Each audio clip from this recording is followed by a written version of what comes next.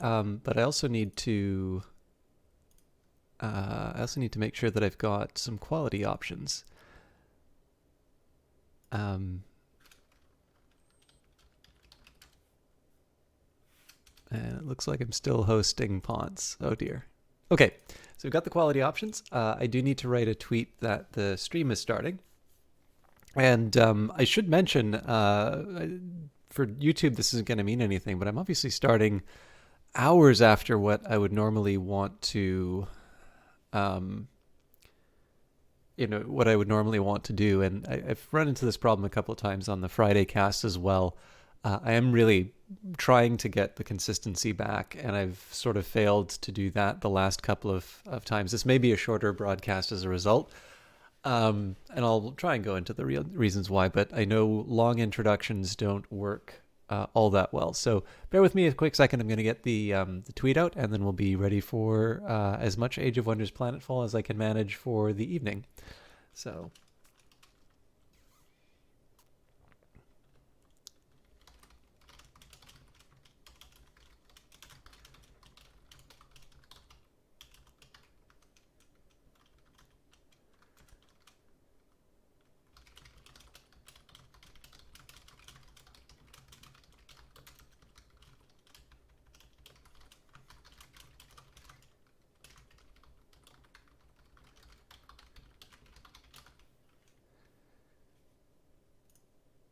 all right, so that's out. But yeah, today, I mean, it's a terrible excuse, but essentially, I had an early start.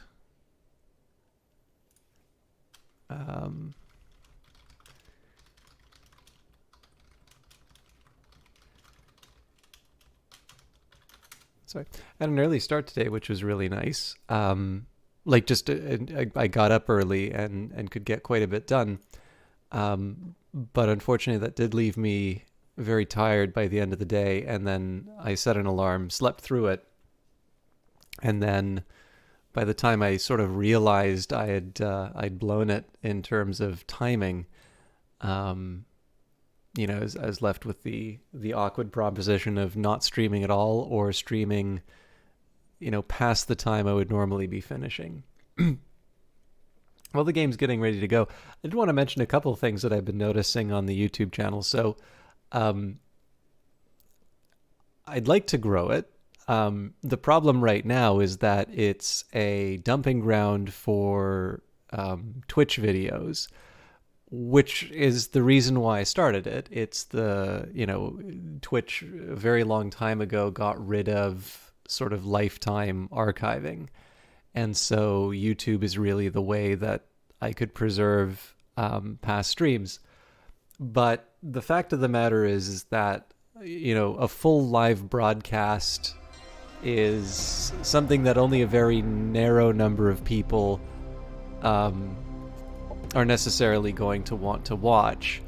And especially with my style, with lots of digressions and whatnot, it's very hard to say that it's very hard to say that what I'm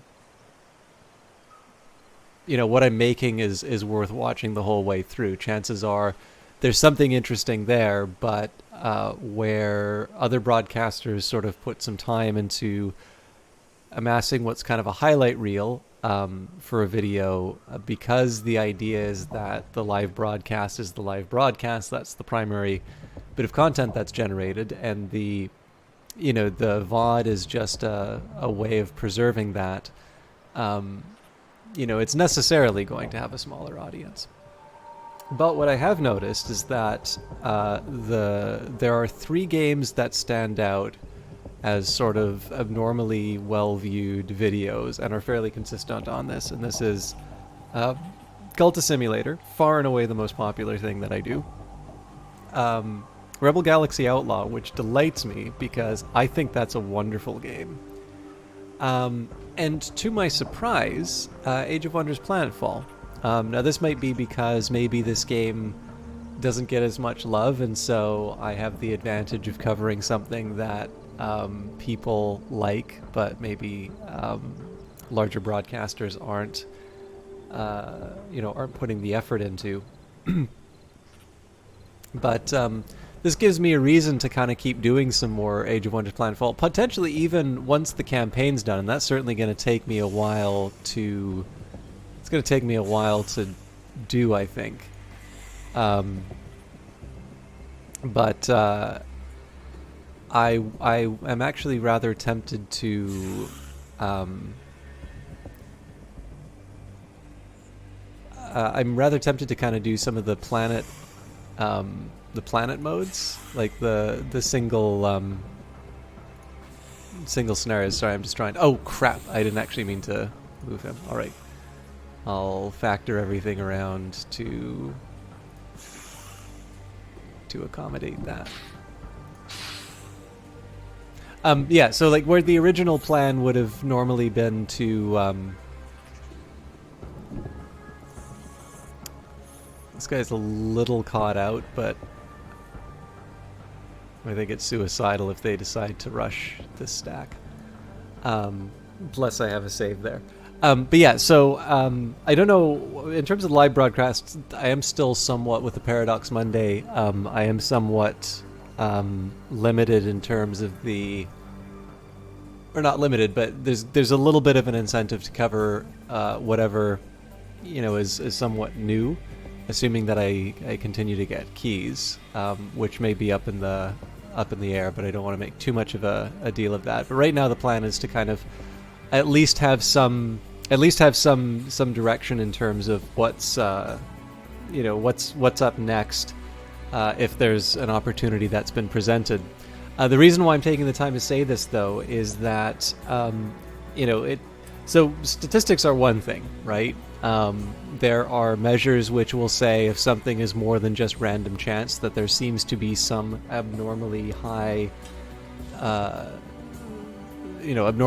number of incidents of something, or an abnormally low number of incidents for other things. I have also been thinking about different things that I can do VOD content for, and I'll admit that Surviving Mars was actually one of the things that I was going back to, not Age of Wonders Planetfall. But if you're one of these people who happens to like these videos, and if you were to know that... So the way I always look at it is, there's a finite amount of time. I am trying to work in some time to do specific videos, ones that are designed a little bit more for YouTube, to see whether or not I can grow an audience that's want something a little bit more conventional. Basically, get myself to a viewership that would be considered a standard Twitch viewership, or Twitter, a standard YouTube viewership. I actually have a number. I have a specific target number in mind, but it is one of those ones that I think people would laugh at right now. So I'm keeping that to myself. Yeah, I do have a couple of ideas in terms of what I would like to accomplish, and so as a result, if you're, I never want to make people speak up when they don't feel like it. But again, if you are one of these people who likes Age of Wonders Planetfall and you'd like to see something a little bit more specifically designed for a proper VOD YouTube viewer, I'd really be happy to know that, and I'm trying to figure out what the ideal length of videos are, and whether or not cutting up all the experiences or working on some other details like that are the best way to approach it. We'll figure it all out. All right, Autonom Faction Demand. Entity Naranga Odd. You have ignored our request to stop helping Autonom enemies. The price has been set to maintain Autonom relations. So we'll do that.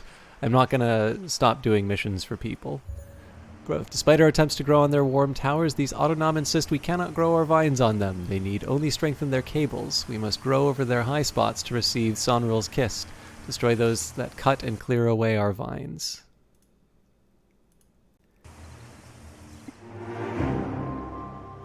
Operations available for priming. Oh, you know what? I think I messed up my screen. Yeah. All right.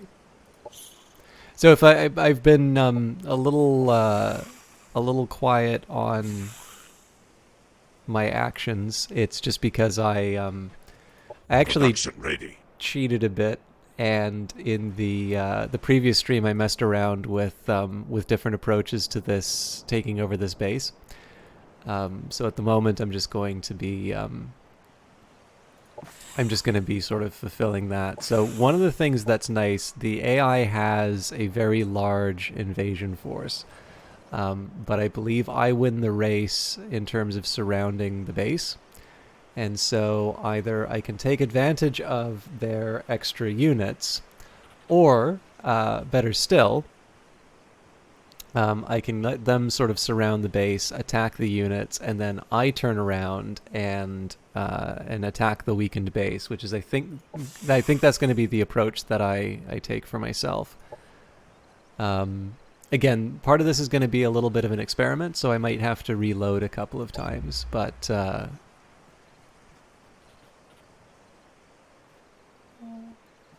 I'm interested in seeing if I can pick this thing up for myself without suffering too many casualties. I now feel a little more invested in taking over bases more quickly, knowing that we are preventing the Xenoplague from being used, which is again a testament to the science fiction world that this game has made. Which is I love civilization, and I love specifically building the civilization. You make this wonderful thing, but in the case of Age of Wonders, Planetfall, and indeed the Fantasy Age of Wonders games too, the fact that there is what's the way for me to put this? The fact that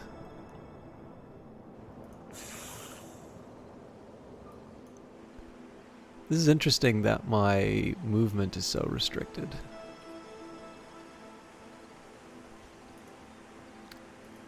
I'm gonna risk it.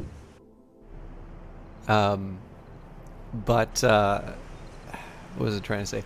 Yeah, so Civilization, the thing that's neat about this, of course, is that the story that you tell is built entirely on what you create. So whether or not you want to create sort of historical ancient Egypt, or if you want to, kind of do your own thing, that's your story to tell.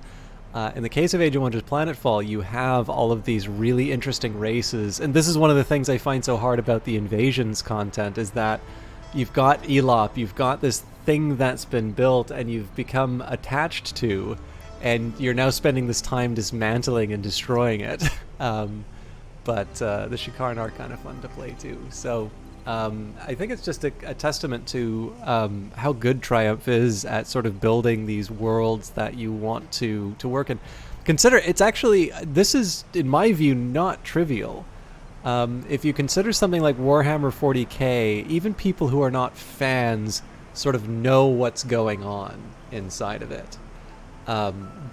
But that game, I feel like, has had decades to establish that mind share. Likewise, people sort of know what the Death Star is, even if they haven't seen Star Wars. Not everyone. I actually think probably the incidence of people having seen Star Wars is probably less than what we acknowledge. But of course, we also live within certain social circles. I haven't seen Star Trek, but I know what the Borg are. Actually, I guess I saw the First Contact movie, so that had the Borg in it. But I knew what the Borg was before I saw Star Trek. But these are the really famous examples.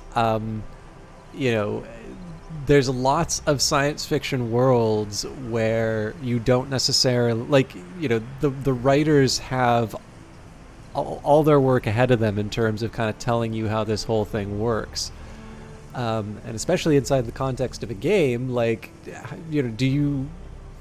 not everybody wants like the Blade Runner crawl to sort of say what's going on. You don't want to feel like there's going to be a test as to whether or not you know who hates whom, and whether these guys are the good guys or the bad guys. So I'm not 100% sure how Triumph does it, but they've done a really good job of creating this really interesting science fiction world.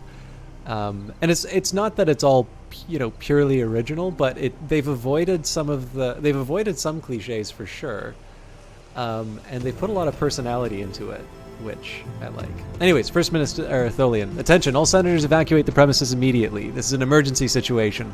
I repeat, everyone needs to take ready rescue shuttles now.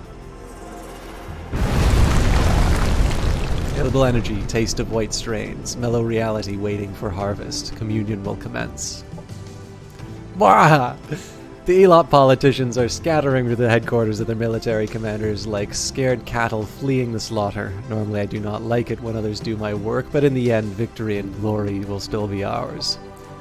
I find it hard to share your enthusiasm, my Chancellor. What happens if these Voidbringers should target one of our own divisions in the next attack? Their deployments happened out of the blue like this. How are we supposed to defend against them? Their constant pessimism is starting to become a nuisance, General Naranga. Do you truly have so little trust in the planning and military leadership of your Chancellor? We must first press our advantage in order to eradicate the Elop commanders. Afterwards, we can fish for your krakens. Leaders of the Elop Confederation fled from the interplanetary Elop Senate to the headquarters of their commanders. We need to crush them all, so we need to defeat Nicole Crustus, Posticnor, and Iona Clary. Interestingly enough, it does not tell me to do anything about the Voidbringers.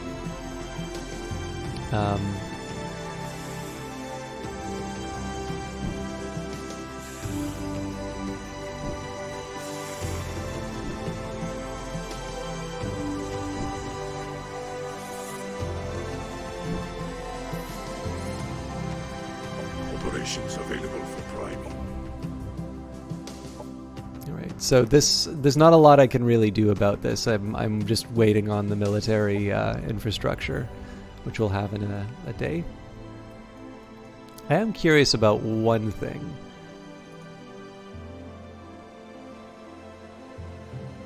It's influence.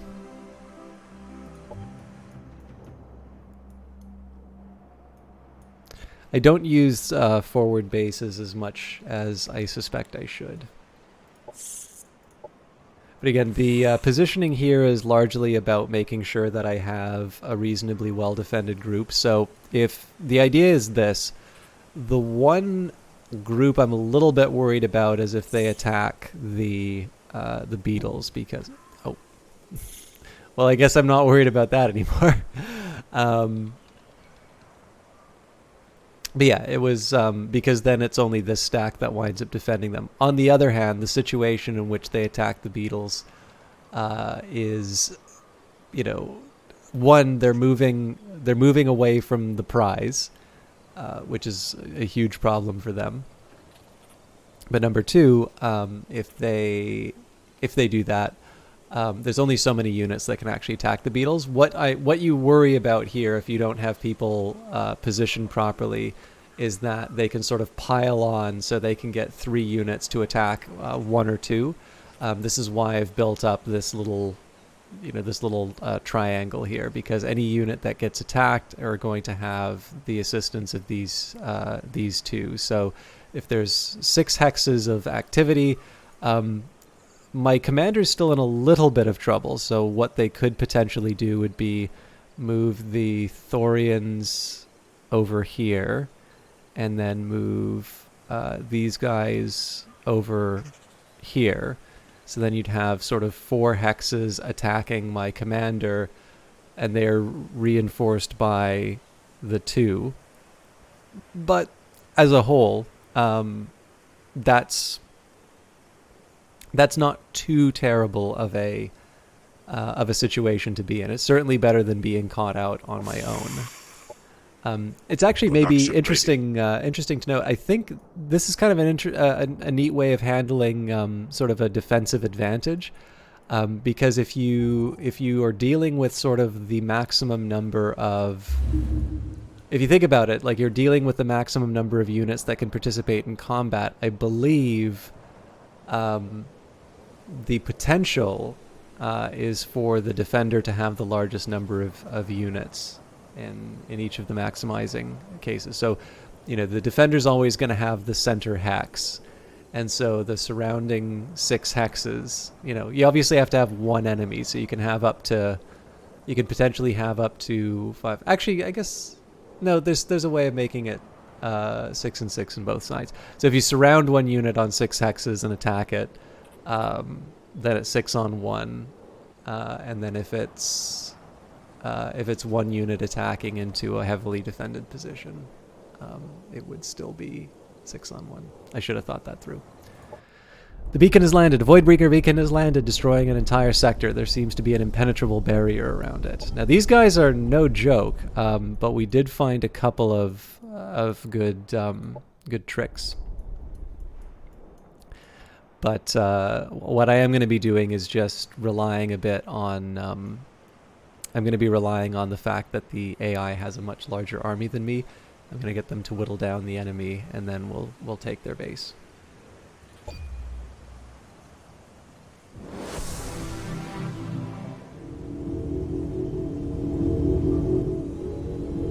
So the good news, of course, is that they don't have any direct way of attacking this this position, so I'm going to be able to surround it.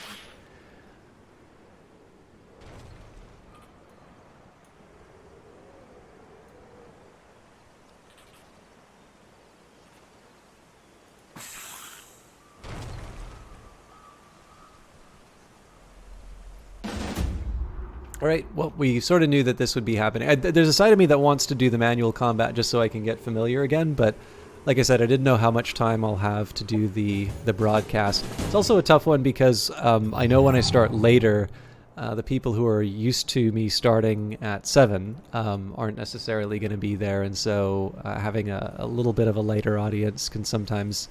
I don't mean to sound too self-pitying, like it's not supposed to be, oh, nobody's watching, so I'm not going to stream. But I do notice sometimes the energy levels become a little bit harder to keep up in that circumstance. So I want to be a little conscious about that and use my time to the fullest. So I'm just trying to work out the exact hexes because it's a little crowded here and I don't want to make a mistake. So we've got 1, 2, 3 that we can occupy. This is already occupied, this, and this. Okay. So basically I want to make sure that my people here are occupying these slots. So this is a little bit of a disadvantageous position for him to be in because obviously he can get swarmed. But in truth, there are no perfect positions for anyone here. I'm sort of weighing... I'm weighing the odds. I'm a little uncertain about that choice. So yeah, my biggest worry would be the commander here, but we'll see what the AI does. Operations available for priming. Okay. I feel like I should be taking advantage of these strategic... Alright, we're at... this is because of my morale. Yeah, so I gotta pay the piper as far as costs are concerned. I will be... I guess once I integrate a couple more cities, we'll balance the budget again, but I need to start thinking about which cities I'm going to turn back into energy generators again. Okay, we'll leave everybody in place. This is definitely a call for no new orders. No effects, no penalties. You start receiving bonuses if you increase your popular support level, or penalties if your popular support level drops any further. Now, I'll admit, I'm not 100% sure how I can move popular support on its own. So it is influenced by the wars you enter and how justified they're perceived to be. So it seems to be that if you start the war, Production ready. you get a nice bonus. It's actually, in my opinion, this is a clever way of again, just gently reminding people that this is a little bit more of Production ready. a war-focused 4X game than some of the others. The fact that, oh, actually, this will probably still be too late, but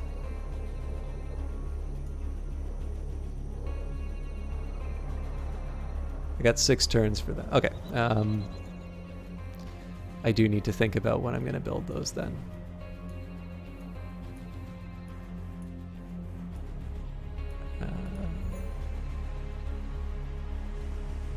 Oh, looks like I already thought that through.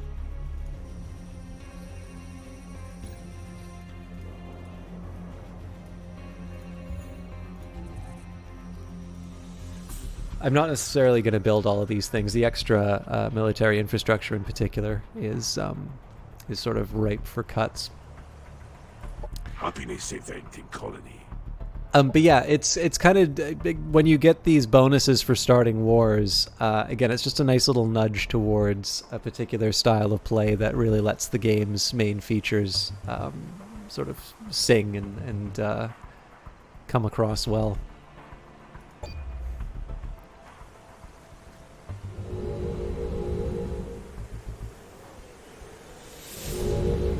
So I think they'll initiate an attack to start. Yep. For now, I'm going to do auto, but if I wind up losing anyone, I am going to go into manual.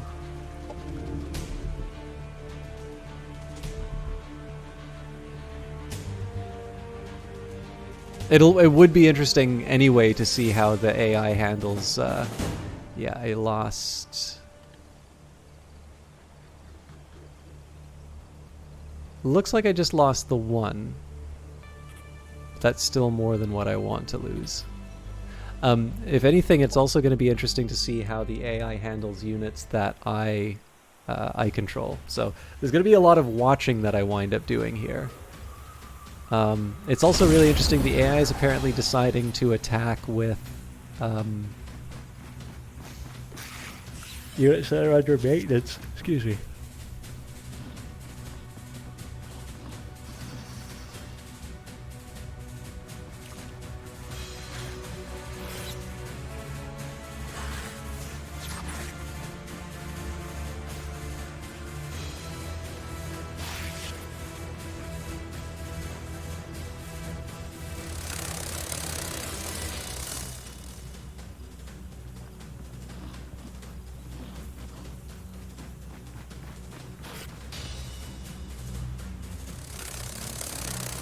It is worth remembering that my presence on this battlefield is not that strong, and so I'm trying to make sure that I am. So there's 2 reasons I'm trying to keep in my support role. 1, it involves sacrificing less for myself, but also number 2, it involves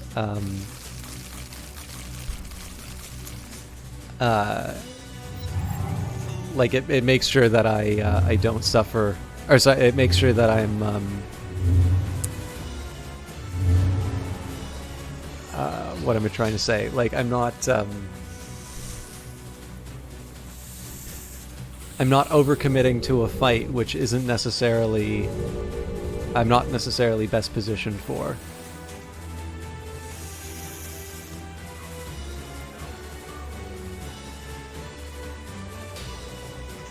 It's a lot of commanders.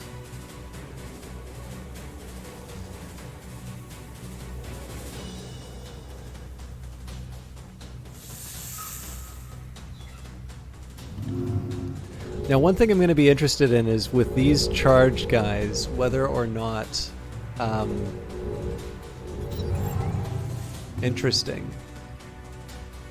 So this is a good example of the sort of thing that I'm interested in learning from the AI. The AI, like, so when I do an invasion, I normally kind of go balls to the wall, and you know, I put my units in danger within the first turn. It looks like the AI here really set them up to to be able to fence them in. Like, to a point where I'm like, well, why wouldn't the AI just hole up? Let's see here. All enemy units have 4 strength chance to gain slow. All right. So I need to keep that in mind.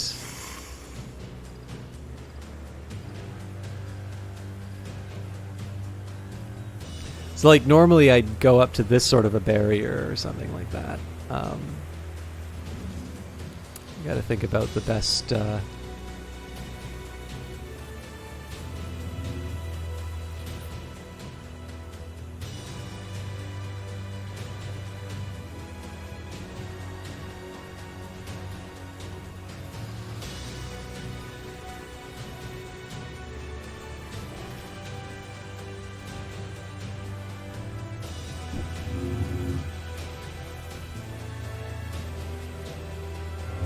This is just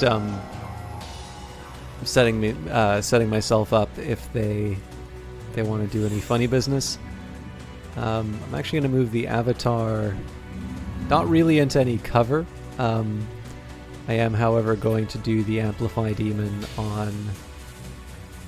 I'm actually going to do it on the base unit. It's not something I would normally do, but I'd like to get these guys in position for a decent overwatch. Oh, wow. So now that they're amplified, I can actually run them up to the cover. Of course, the thing is then they get swarmed by everything else. So I do still want to...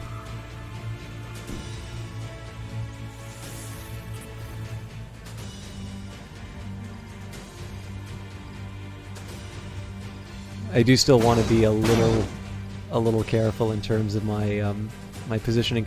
Now the funny thing is I actually built this in such a way. I was assuming that I would be setting up the Overwatch, which is why I put that down there. That's a little less useful to me now. And this is also a more aggressive move than what I would normally want to do, except that this produces cover for my guy. So yeah, I'm falling back in the habit of getting a little too close on the first move. So I'll produce a disposable unit. This guy, it's a once per battle, so I'm not quite ready to throw that away. I think we'll prep for a best reply when they start moving on me, but I don't want to commit everything yet. All right, let's see what the consequences are.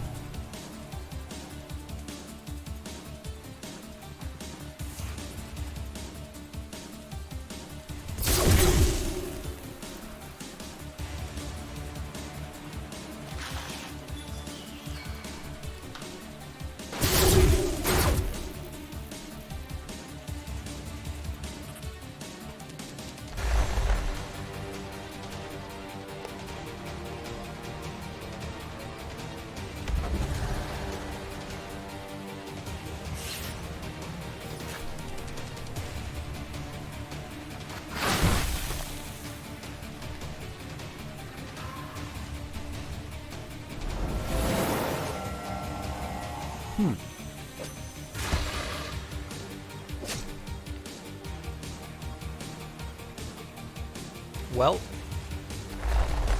I wasn't expecting a lot of that.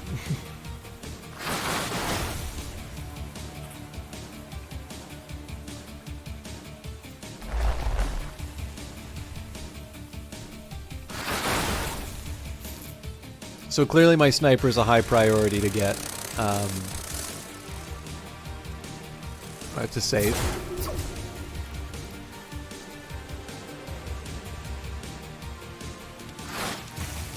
Yeah, that's not too surprising that they did that. It does really complicate stuff for me. Because now, rather than focus on damaging the units that are on their way to...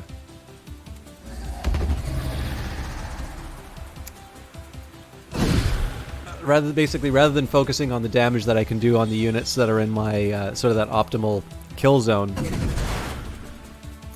Wait.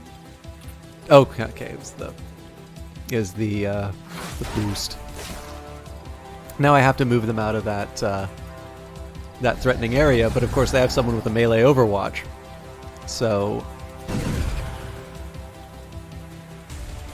I need to try and rely on any kinds of stuns or similar similar effects.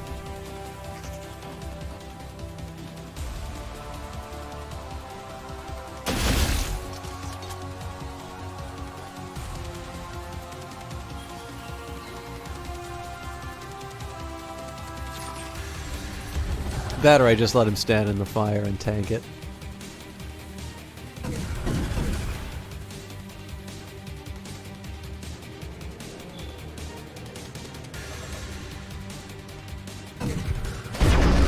Eternal glory. So that didn't really accomplish a whole lot.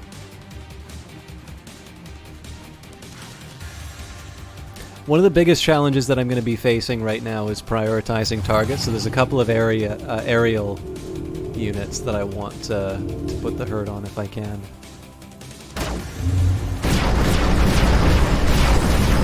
That is ridiculous.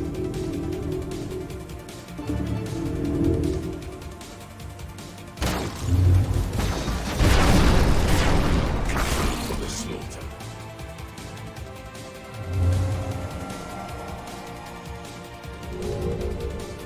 So if I need to redo this mission, I think one of the priorities will be to actually move my guys closer to the Chancellor's units, rather than trying to hold this the right hand side on my own.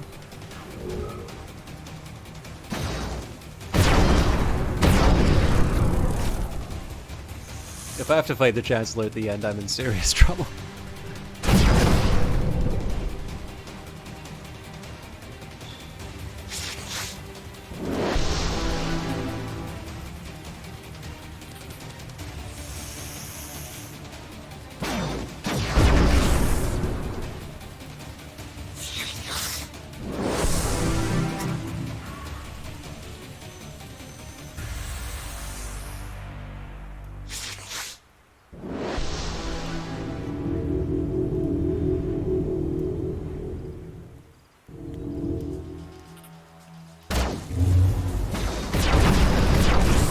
Cattle for the That's slaughter. amazing. I gotta use that thing a lot more.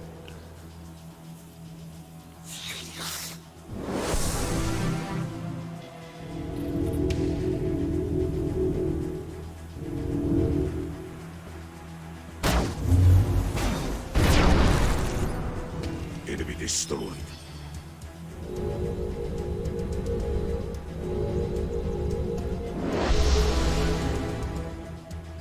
So I mean, now that I know what the situation is with those top tier units, it makes a hell of a lot more sense for me to just hold back and have the entire defense just annihilated by those things. Obviously, I want to respond to any direct attacks on me, but staying closer to the Chancellor is a pretty sensible strategy. Cattle for the There are, I mean, if you compare, right, you've got the two sides here where there's almost nothing left, and then there's the bulk of their force now, which they're piling on my sniper unit, and I'm trying to figure out whether or not the thing's gonna live to see next turn. Well, that's fine. I mean, that's kind of why I don't. I'm trying to get past the habit of, like, I can never lose a unit in combat ever. That's my red line. That's obviously not all that fun of a way to play, but being able to experiment and learn a little bit more about how the game works, I do find that rather rewarding.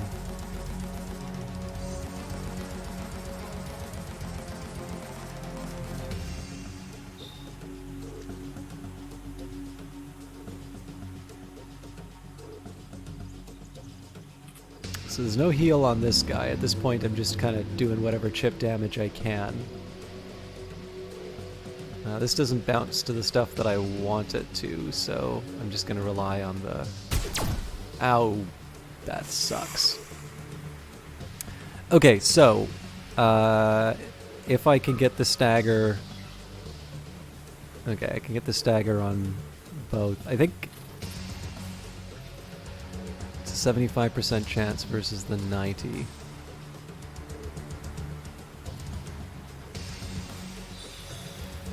So this is a throwaway unit. So I think I am going to run the sleeper unit into the caustic smoke.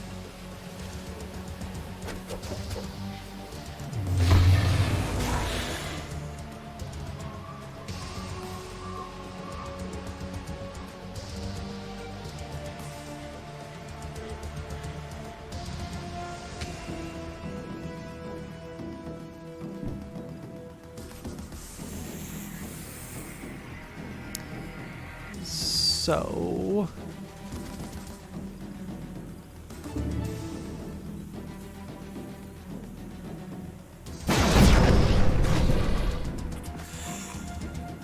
trying to decide whether or not running this guy in. Basically how strong I think the firebrand is in terms of being able to resist consequences. I think for now we'll run through the caustic smoke. The loss of the armor is devastating there.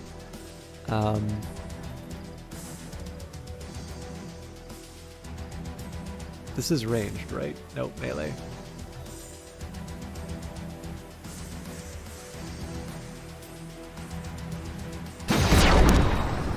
I need to be a little conscious though about what the effects of my actions are going to be. So in this case here, I want to make sure that I'm behaving in such a way that... Oh yeah, this unit's going to be in this unit's going to be in somewhat dire straits as far as the fight's concerned. I think at this point taking out the enemy unit makes more sense.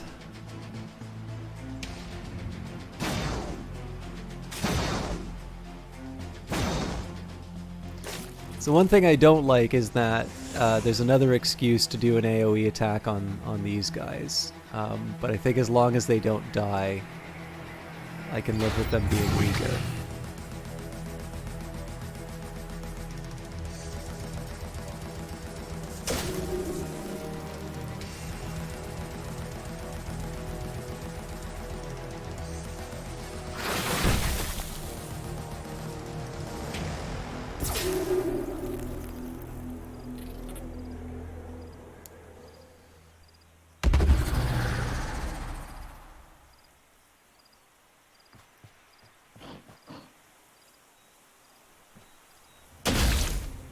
Well, as long as it wasn't my avatar that was getting it.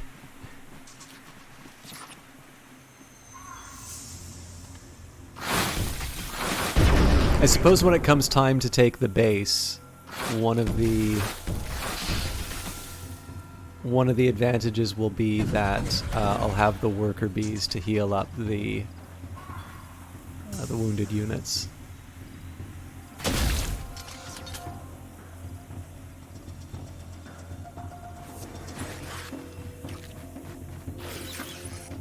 I forgot how fast these things are.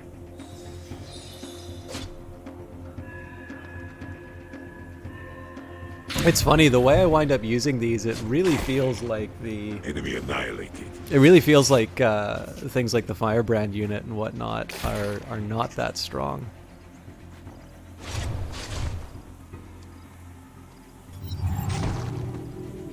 So yeah, I need to think quite a bit about how survivable some of how my position is. I think at this case I might actually wind up doing worse than the AI did.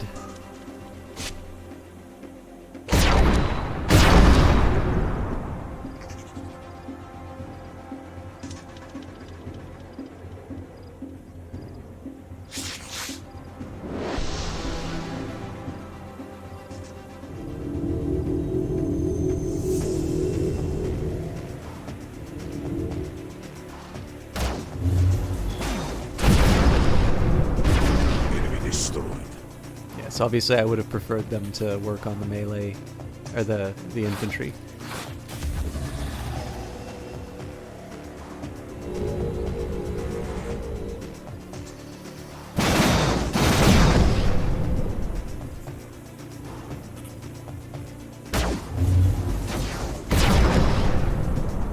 Enemy hero down.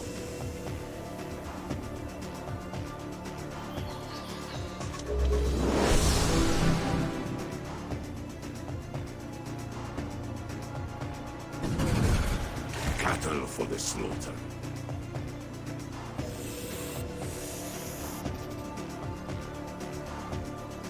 The important thing to note here too is like they're not making the wrong moves. They're just making the moves that don't help me right now. Like given that my firebrand has low armor and is currently fighting to strong melee contenders. I'm just sort of at a point where I'd prefer not to be taking as much damage as I currently am. But again, we'll see whether or not we can survive the next round without losing a unit. If we do, my view of this was, as long as the unit doesn't die, having weaker units for the invasion is sort of the penalty I pay for not being more cautious in my initial run. And it's funny too, because I said it's like, oh, it's really interesting that the AI is not committing that hard, but that didn't translate into any behavior on my part. I should also take a look at the builds that they have for some of these units, because they're looking pretty strong. Oops. Okay. So, there's a few things that I can do to make my life a little bit easier.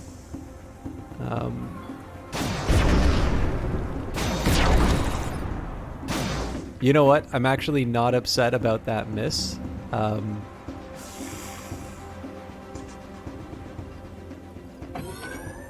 That's because the Dysnos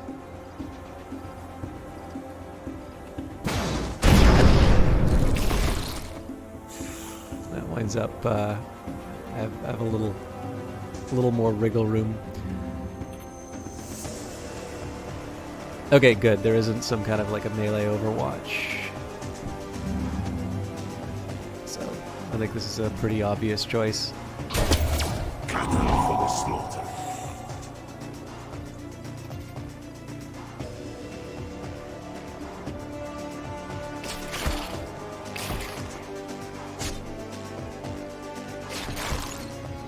Enemy down.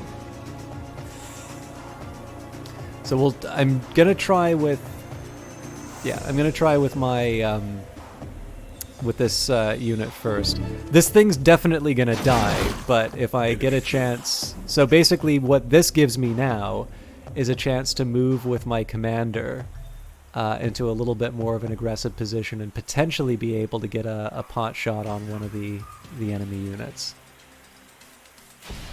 I wish there was a slightly better preview system to show exactly how this stuff would work out, but okay, so this is the better chance. Enemy killed. I'm curious if there's any healing. There is replicating restoration. It's kind of expensive,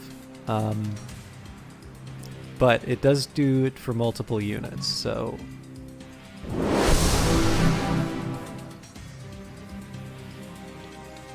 And when I say expensive, I mean expensive like relative to the energy that I have. Remember that I've got a deficit of like 26.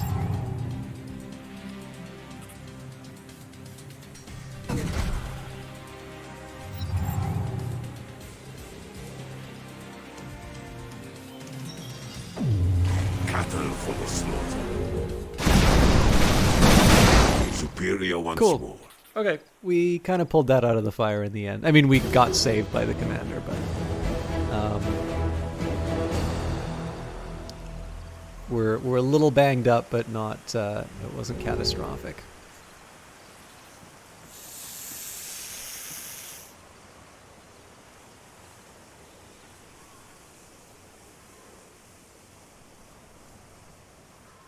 So, of course, the whole reason for doing this is that now when you take a look... So, as anticipated, the AI's move has left them with 8 defenders. I don't even know what happens with the militia, because, of course, the militia were involved in that last fight.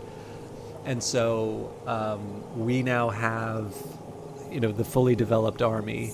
I'm not going to be able to get the beetle where it needs to be, but other than that, we've got a fully developed army ready to go. This is also not like Total War in the sense that if you have sort of reinforcing armies, they take a while to get to the battlefield. They're sitting there, they're ready to go.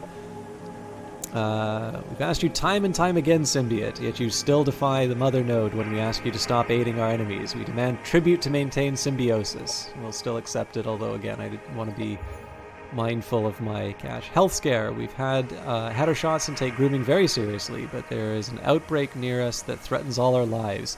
This plague moves of its own accords and hunts like a predator. Please help us destroy the carriers of this plague. Alright, so I would love to hire this hero. I'm going to need to think a bit about where my cash reserves are at, because there's also a maintenance cost there as well. That's a lot more guys than I remember there being. Operations available for priming.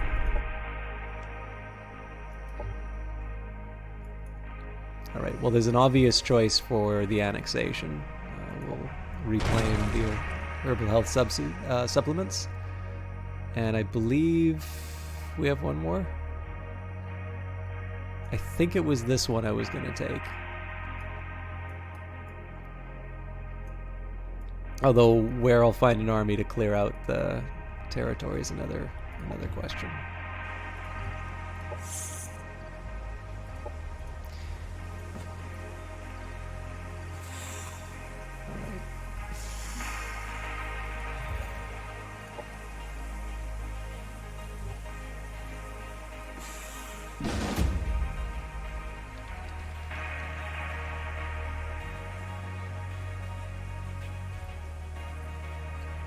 So I'll see what auto combat gives, but I suspect I'm gonna have to do it myself to avoid losing units. Nope.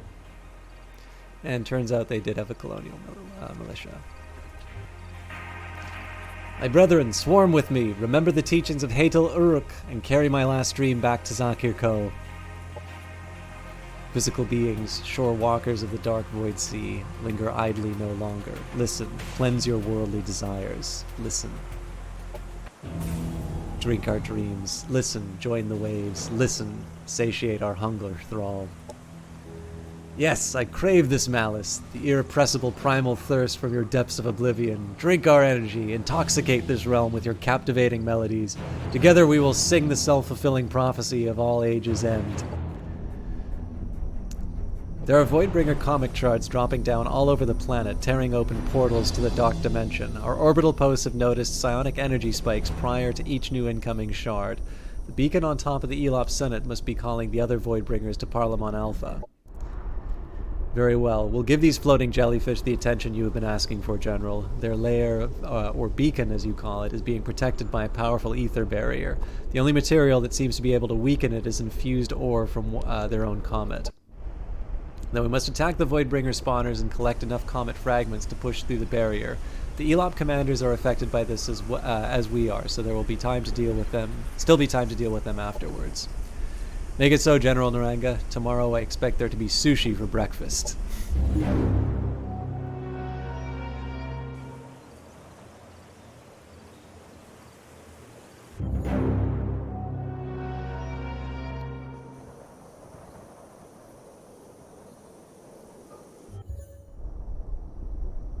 Interesting. So I guess I needed more science to be able to figure out what was going on time. The Voidbringer beacon is protected by a powerful barrier. To be able to break through it, you need to collect infused shards from the spawners that the Voidbringers keep dropping down to invade the planet. Again, I'm slightly curious as to whether or not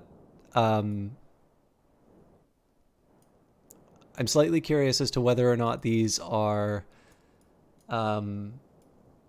these events that have been happening are like if they're ones that I could have avoided, like by not, not engaging with the heavy metal concert, for instance, or if this is the way that this is supposed to go. Let's do propagation towers, botanical guard. I should do the military or the infrastructure a little bit sooner, but I didn't actually want to do that full move.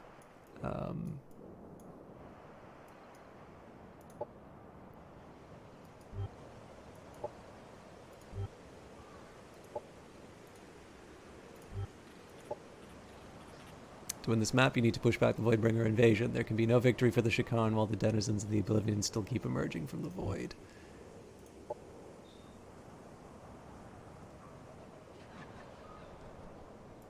So there's a side of me that wants to, like, take Jackson Co.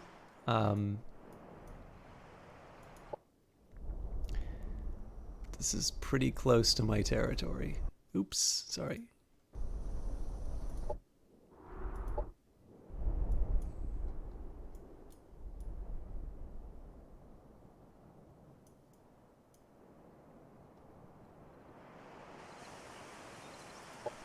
The invasion begins. All over this world, mysterious shards have crashed down onto the surface, seemingly called by the beacon that came down recently. Voidbringer creatures emerge from these shards. Along with them walk the armies of enthralled units completely reliant on other Voidbringer overlords. If we hope to stand a chance, we need to destroy enough of these Voidbringer spawners so the beacon is vulnerable before raiding and destroying the beacon. Okay, so what I think I'm going to do is I think I'm going to take my main force to deal with...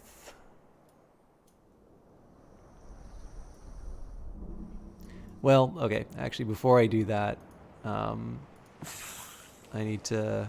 If I don't deal with these missions now, I'm not ever going to finish them, so...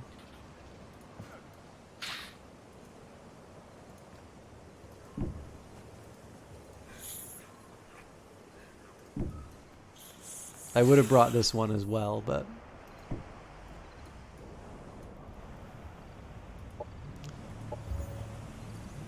Let's repel the invading Voidbringers. Defeating their armies will be met with rewards from this planet's inhabitants, or perhaps we can find something of value amongst their dead.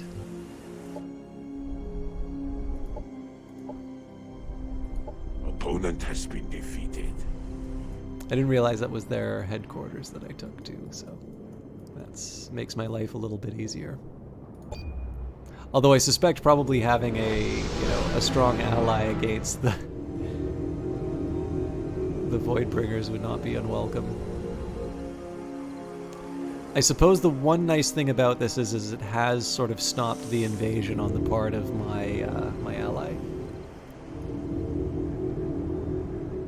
So I don't need to worry about rushing to the size 17 city anymore. I figure I can probably pick this up on my way to taking the Elop Senate. Or what's left of it, rather.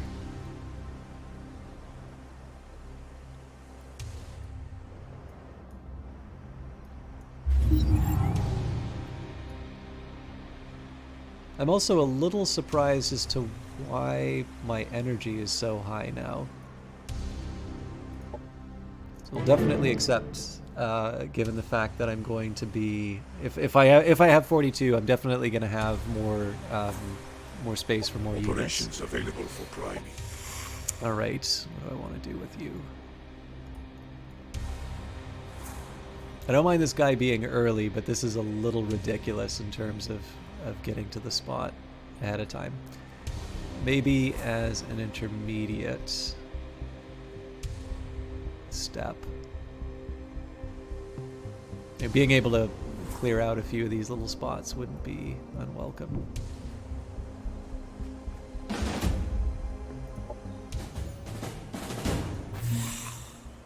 The remains of the transport contain salvageable energy pod worth 52. Unfortunately, its destroyed systems reveal no data of the convoy's origin, destination, or what led to its destruction. So here I want to sort of position people to take advantage of... okay, there's not as much to be done here.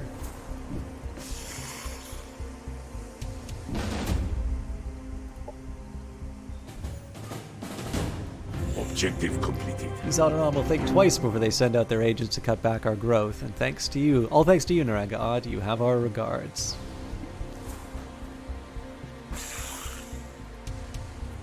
Alright, well, we're still good to go for another.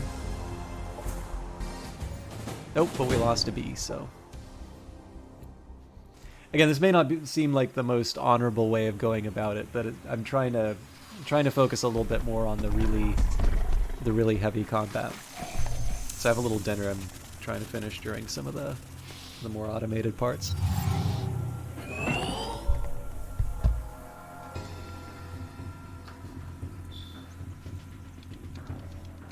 Okay, so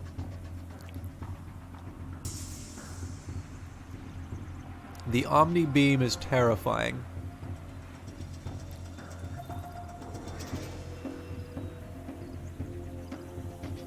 Looks like the range on that is...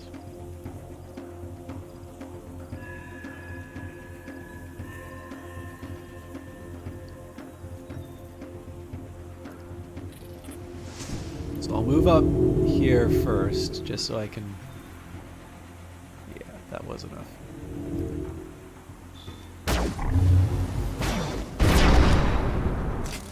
See, that seemed a whole lot stronger when the when my ally used it. Alright. So, one of these... Basically, my goal with this is to fire as many times as I can at an enemy, and then sort of unleash hell after.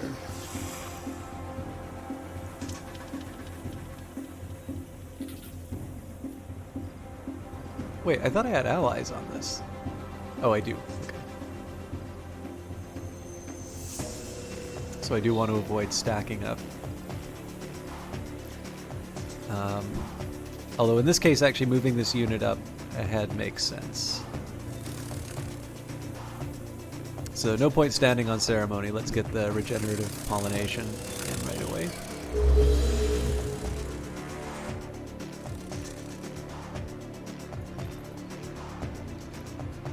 I won't be quite as aggressive with this bee movement, seeing as I know we're not going to be able to deliver anything this round.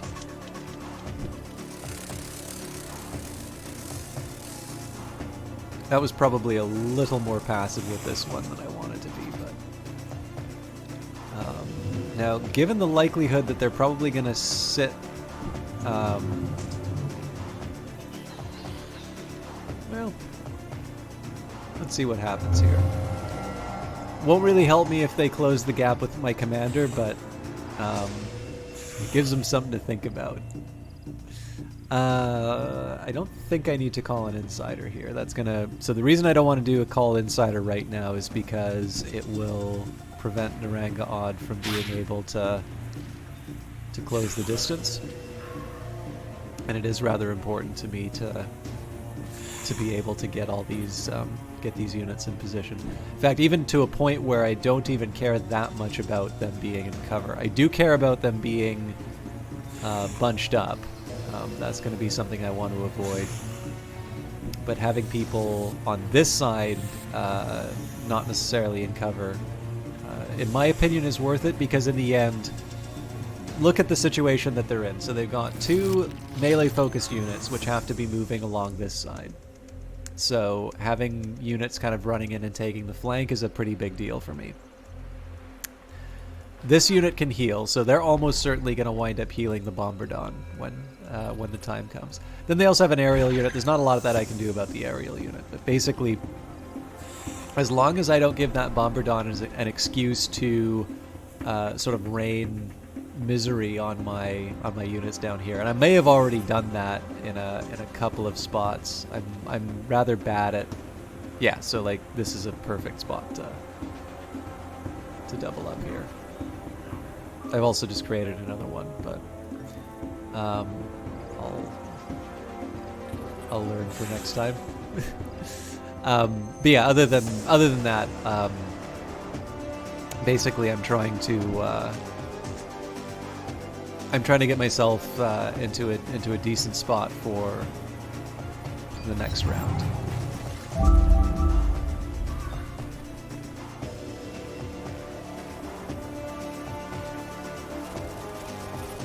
So I think they get to leap on the commander. Yeah, but I've got a shotgun with their name on it.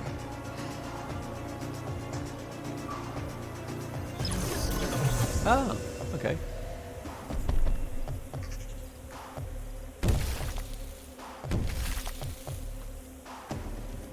I wonder if that was a miss. Operations available. So this kind of makes the Biomancer a priority in terms of a kill.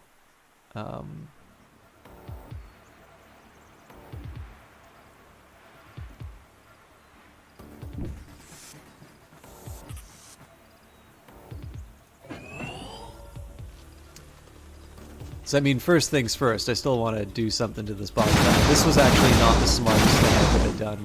What I should have done was started with my goop.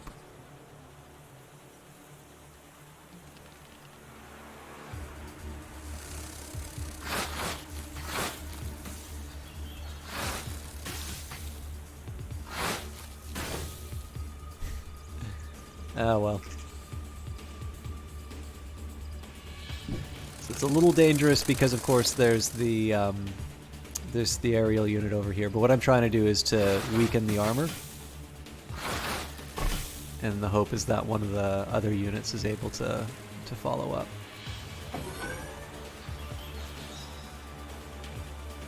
Given that nobody else is stacked, I think. Enemy eliminated. So now, obviously, taking out the Biomancer isn't as high of a priority, given the fact that, you know, one way you can solve the problem of somebody with a lot of heals is to just kill the thing that they're trying to heal. So this is just so I can free up my commander over here. I'm actually trying to figure out now whether I want to work on the Biomancer or the Parasite. This guy still has Overwatch.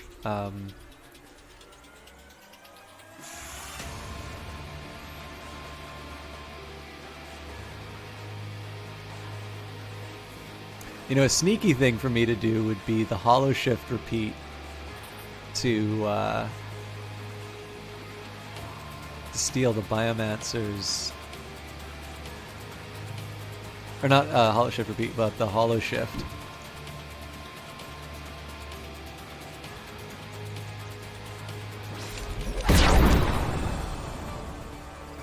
So now I can drop a heal on someone.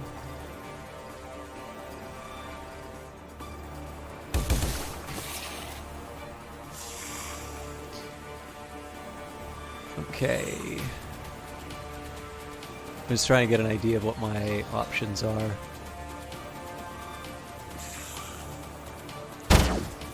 Cattle for the So, I mean, this is one of my main frontline units. I'm not losing a whole lot by making them take that shot. I am sort of screwing my commander by putting them in a dangerous position like this. So there's a couple things that are happening here. Number one, I'm opening them up to the flank from the Biomancer. I'm also opening them up to the attack from the destroyer. But I did want to get that flying unit out, otherwise my my bees would be exposed. So I'm gonna move Naranga in.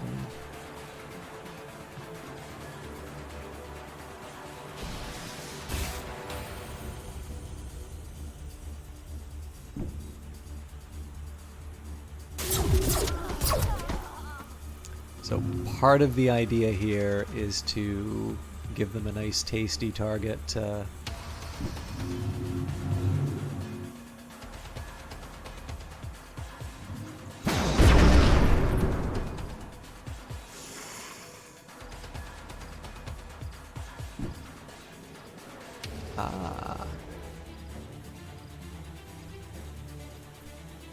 I get a new question now. So do I want to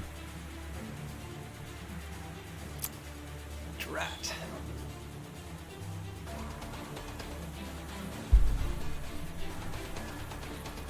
So I'm trying to think about who I want to give the extra move to.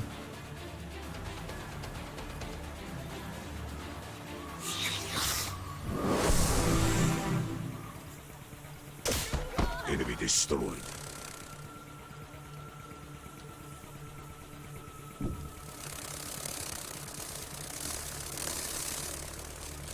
So the idea here is that, I mean, one of these two are going to take damage. I'll have the Biomancer to be able to heal up one of them. Naranga does get a flank from the Destroyer, but...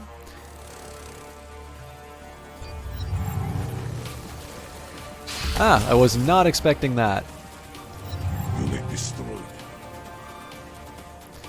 Alright, well, I think my commander's still the worthy entry.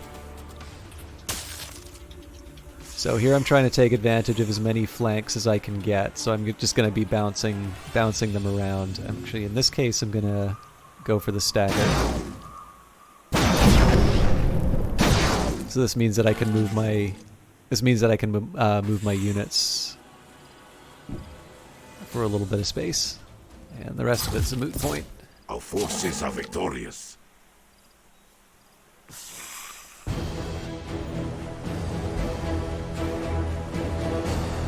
Objective completed. Pause together. We no longer fear the contagion thanks to you. We are a community once again. Let the grooming resume. Clever Naranga Odd. We recognize you as a friend to the pack. Hopperhound now. Okay, so we'll want to clear that out.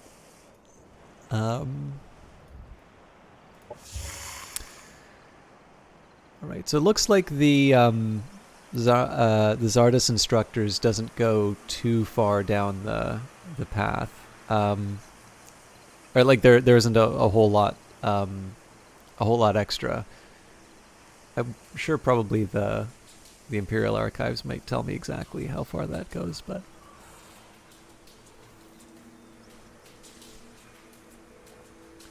Quaking Shields suddenly becomes a lot more tempting given the fact that... So I had avoided it because I'm like, well, how often do I really want this commander in the thick of things? And if you look at the way that the combat's gone, quite a lot.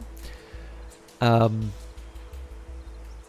does seem to indicate that I have a fairly good range on this and shouldn't need to, but...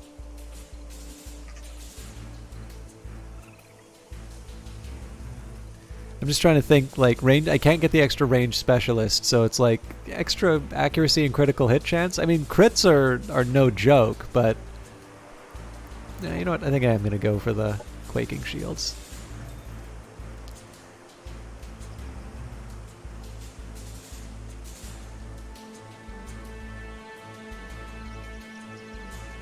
I'm just trying to get an idea about whether or not this is something I want. At the end of the turn, unit damages adjacent enemy units for 10 and a 2 strength chance to become... okay, so this would be really cool except for the fact that this isn't a melee unit. So they've got 20% harder to hit by ranged attacks and they become integrated. I pretty much have to do portable scanners.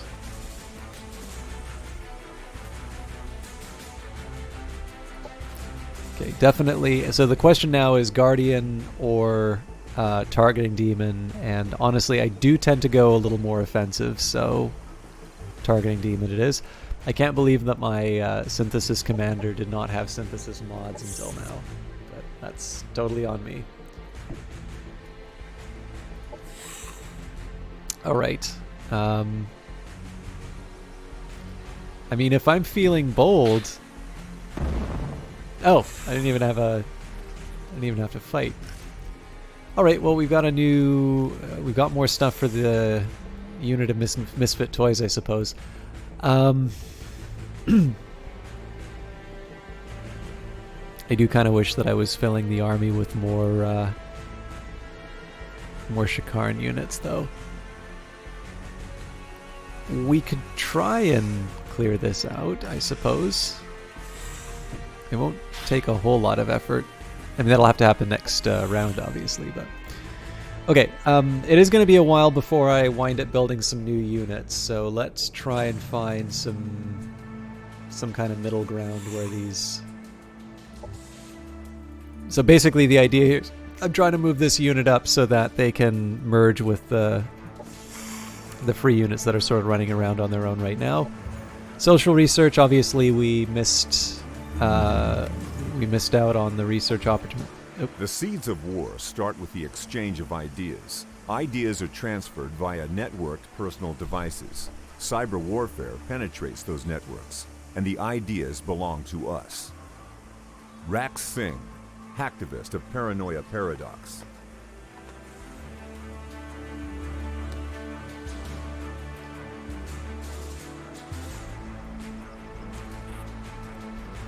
I think worker integration was the thing I wanted out of that.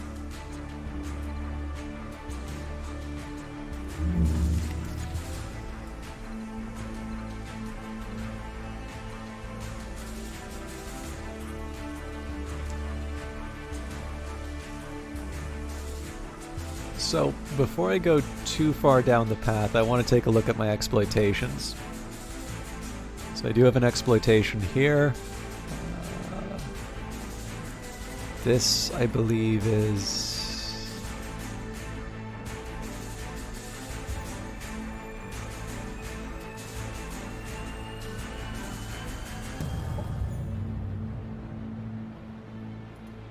Okay. So there's an argument for me to do production development 1. It also doesn't take me that long.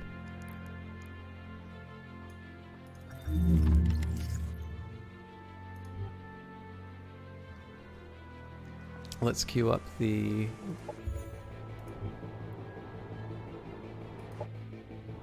yeah, so this is the way... I'm pretty sure this is how the game is going to make sure that I actually deal with the crisis. Production ready. I'm going to get swarmed if I don't. Okay. This is a tough call, actually, because I do want to build some more units. I'm going to leave this open, though. Production ready. I don't actually have to have the queue full at all times. I'm a little surprised I did not... I'm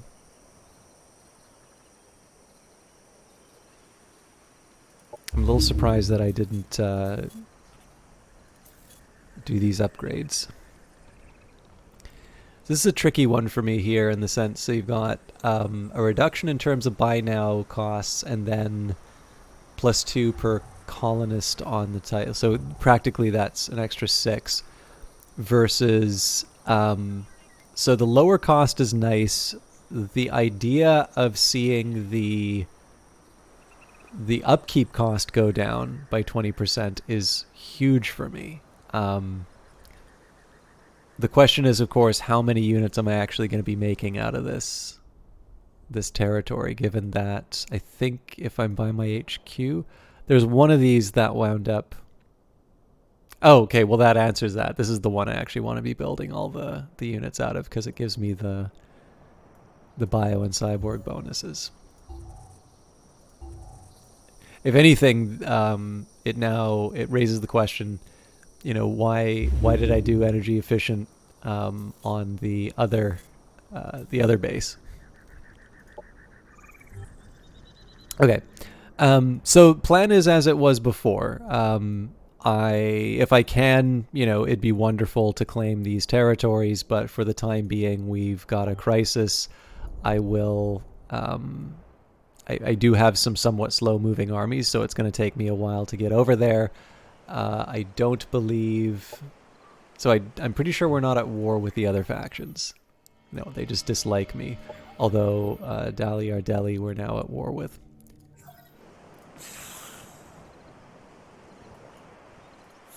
That is a neat little trick that they do, by the way. Like, so when I play a game like this, what's my usual reaction going to be to somebody like that syndicate unit? It's like, oh, it's a new person that I've met. Because it's a game, I want to interact with this individual and see whatever bonuses they give me. Surely the game would not give me something against my own interests. Oh, I should have. I was meaning to spend on the influence. Oh well, losing 23 is not the end of the world. It's just inefficient. But yeah, so being able, like, seeing a character like that. Oh, you know what? I also think I forgot to put the worker optimization in because I'm an idiot.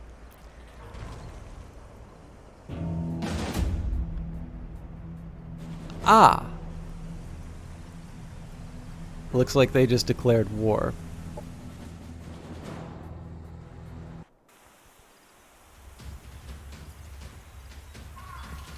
So they've doubled up their forces. There's a side of me that wants to just run in and focus on the one unit over the other. I'm not sure if that's quite... You know what? Let's try it.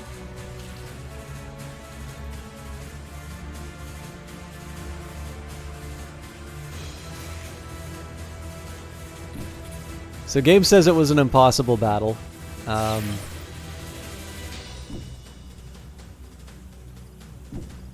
know I can't put a defense up, so I might as well get the swarm shielded.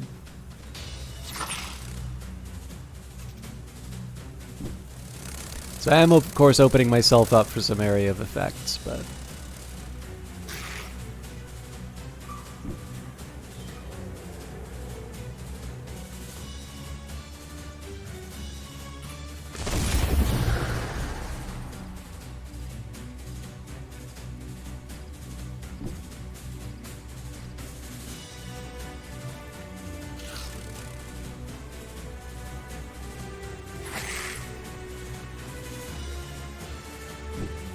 Yeah, so the idea is to kind of commit entirely on this group here, and then sort of follow up.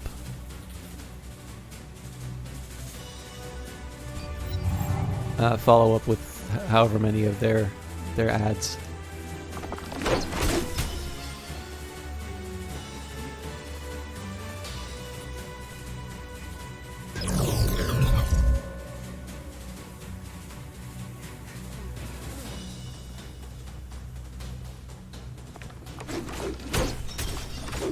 So that cover didn't do me any favors.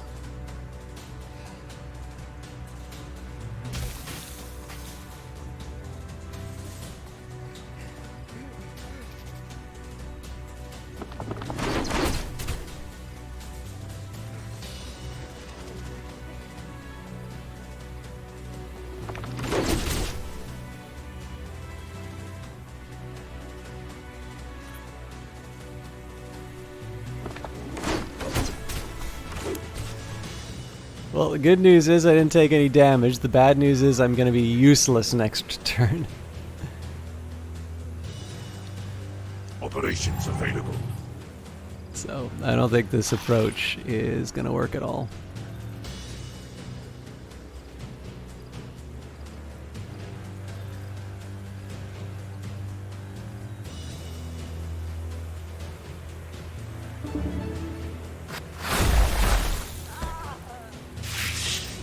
Again, I'll do the damage that I can. I'm just trying to keep a bit realistic in terms of what my chances are here. This is probably too close with this unit to be useful. Although I get the benefit of the swarm shield in that particular case, so I got very lucky on that one. So it seems to me that the thing I want to be doing right now is focusing down this particular unit. It's highly unlikely that I'm actually going to be able to take it out. But on the odd chance I do, yeah, not happening.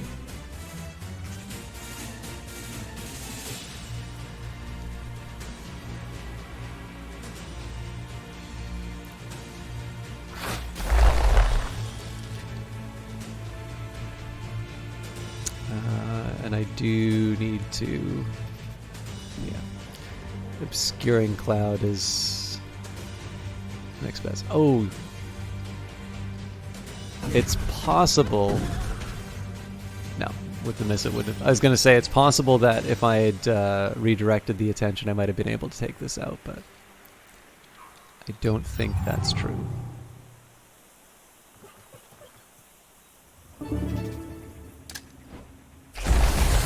Ooh, I did not realize that was the thing.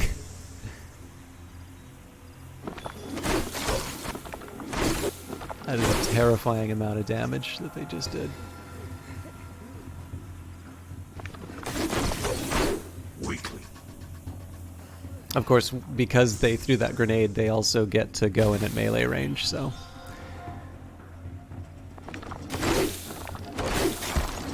It's entirely possible that we won't take out a single unit on this. It'd be interesting to see how the... Eternal glory. Wow. I really blew this. I mean, in fairness, I did not look at what the chemist does. What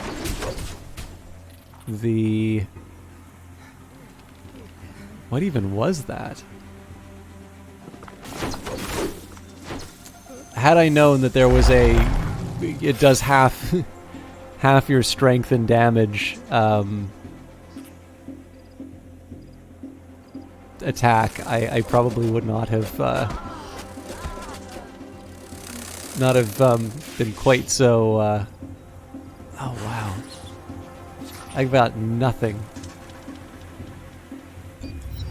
Alright, well, I mean, we'll just sit and watch the rest of this happen. I think I am, so there's really nothing, there's nothing to be done here, right? I'm gonna lose this for sure.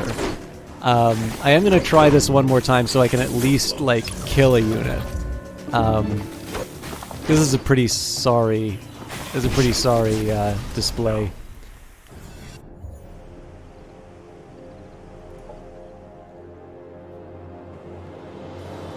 But I won't dedicate too much to this after the one.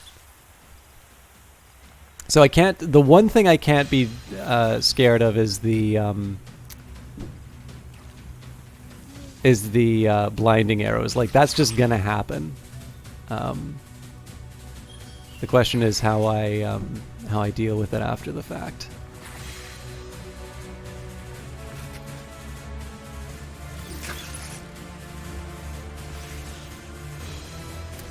So I'll try and be a little more thoughtful with my sniper, I think.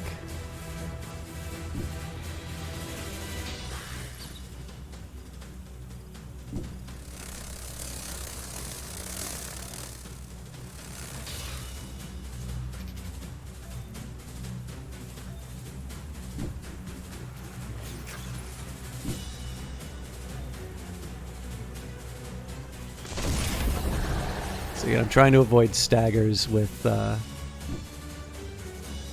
Transcendent. That means that after 2 turns, I'm going to have to be a little more careful.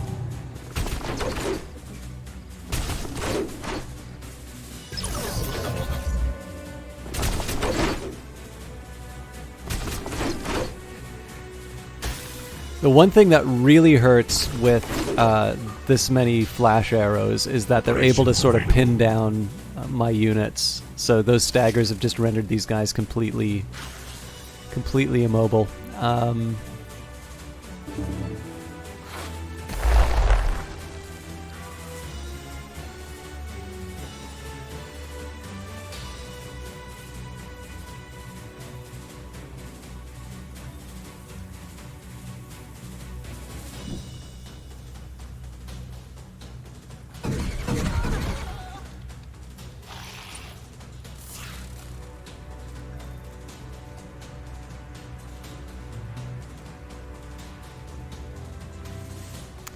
None of these are particularly great opportunities, but I'm feeling like... Actually, no, what I should be doing is I should be spreading out the misery.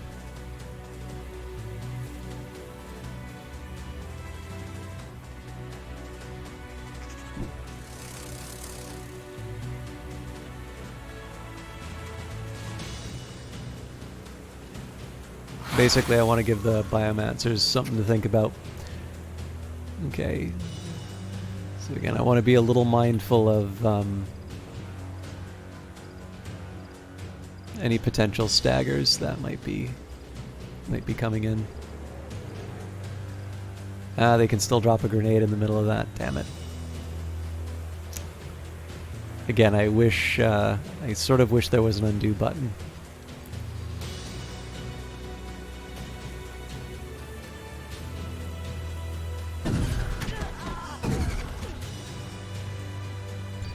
Alright, we'll see what the consequence is. Well, I mean, that sucked, but... And, okay, yeah, I see what happened. That was the grenade very specifically ruined that. And looks like they healed everyone back. It's pretty bad.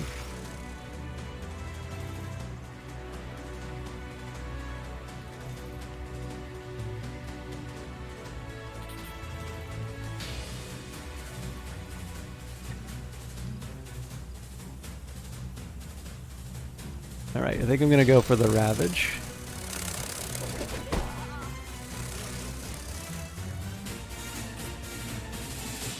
That's a 20% chance on the gunk thrower, so I want to keep a little realistic about my... Well, but what else am I gonna do, right?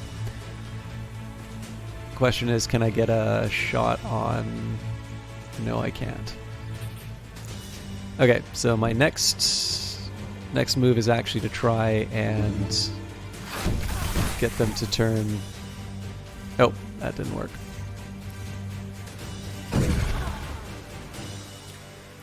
And that guy's dead.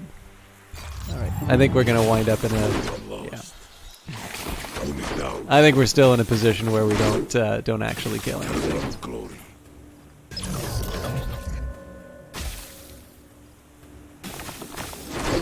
The Amazon are a lot more effective than when I play them, that's for sure.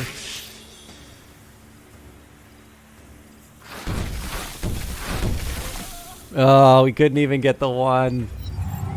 That sucks. Shield complete for now.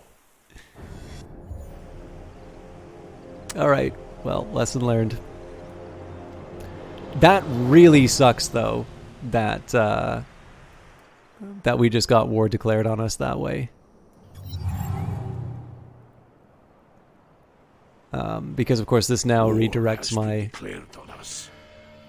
To rethink our relation of this relation of ours, Naranga Odd. You have pushed us to the very limit of our patience. Keeping peace with you only seems to lead to more bloodshed elsewhere. This means war. You are now at war with this commander. Most diplomatic interactions are disabled until a truce is formed.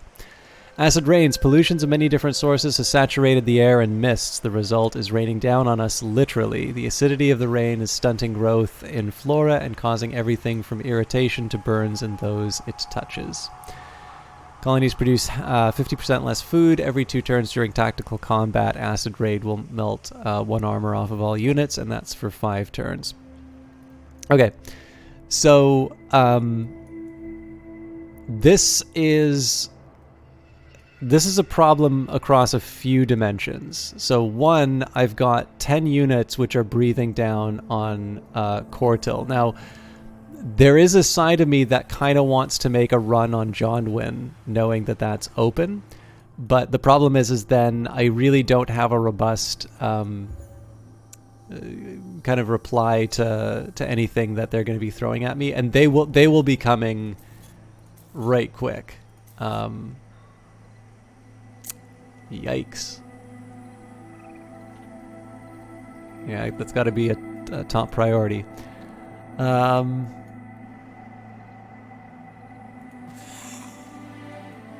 Yeah, honestly, all hands on deck to recover our territory. It takes us too long to move across the map otherwise.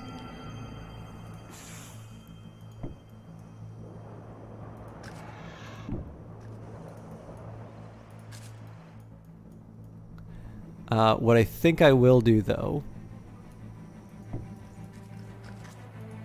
So this unit's already pretty slow moving. So we'll have one group that's going to deal with the Voidbringers. The rest we're going to move to defend. Operations available for priming.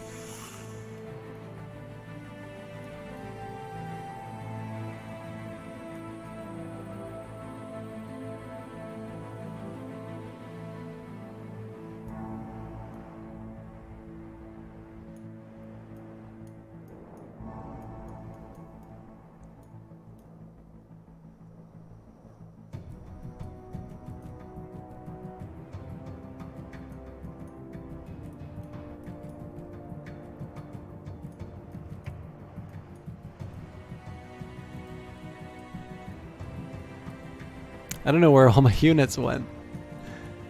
Okay, there's the 2 there. I'm looking for the... oh, there we go.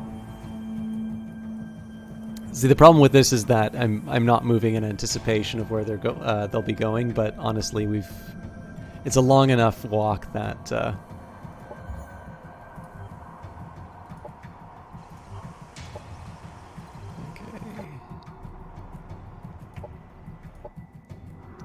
I wish I had an option to like talk my way out of that one. Incoming communication. This is definitely the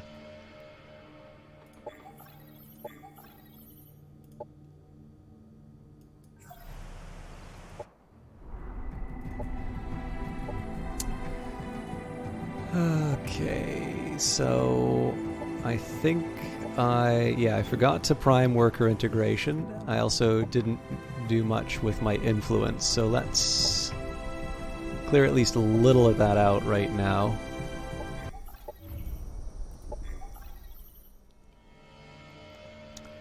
So I'm a little curious, knowing what I know now about these units. So they've got arc resistance, no real weakness.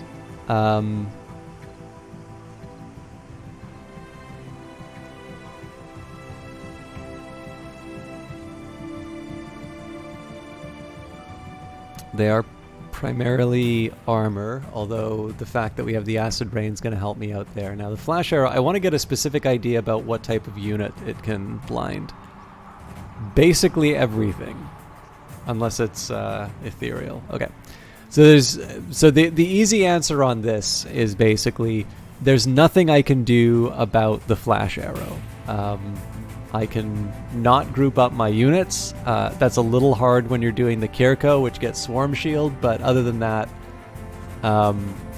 you know, it's clear. It's clear that I'm just going to have to live with. The best I can maybe hope for would be something that will clear the consequence of it. So what I want to work on now is getting whatever goodies I can pick up. First thing I'm actually going to do is I'm going to get the improvements that I can from each of the factions.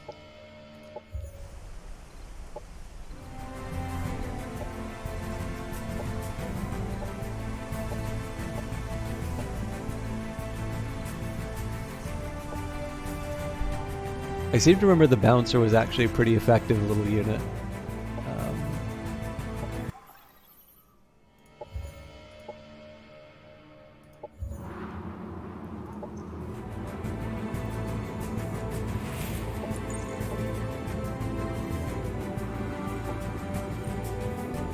I mean, that's more or less cleared out. Now, the one drawback about this is that I just spent a whole lot of influence, but I didn't necessarily get anything out of that. The relationship levels haven't changed. On the other hand, though, I do have a bunch of new toys for my units. Also, that was probably not a bad time for me to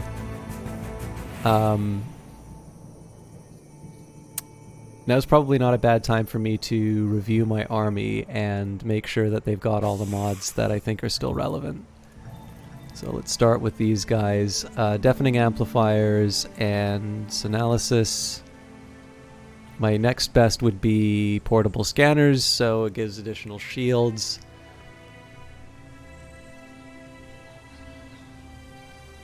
So yeah, I mean, yes, it's nice to have the reduced resistances. What would I be giving up for that? An additional 10% damage? Yeah, what's additional damage across the board? So it's fair to say that the crushing is exactly the way that I want it to be.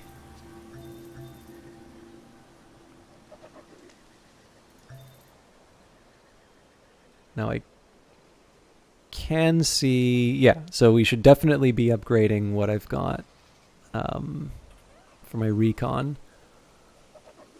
These things are a little squishy, so Guardian Demon doesn't seem like a bad idea. Now, being able to apply Analyzed. Yeah, you know what? This is also a protective one, so.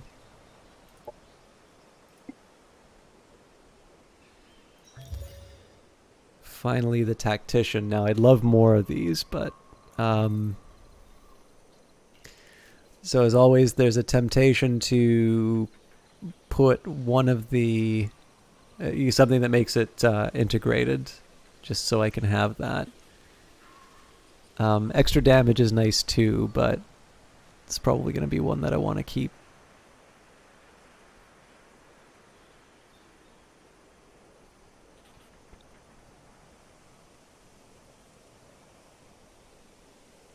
This is mostly a support unit rather than an attacker, so the benefits from things like targeting demon doesn't quite make as much sense.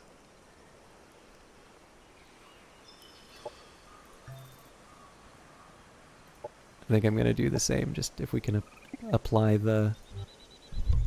different debuffs and whatnot, that'll probably make me happiest. So we're getting a little short on Cosmite. Now, I really should have been paying attention to this. It's pretty clear that I need to... it's pretty clear that I need to be making this thing do as much damage as possible. So definitely targeting... I kind of feel like it has to be both deafening and focused.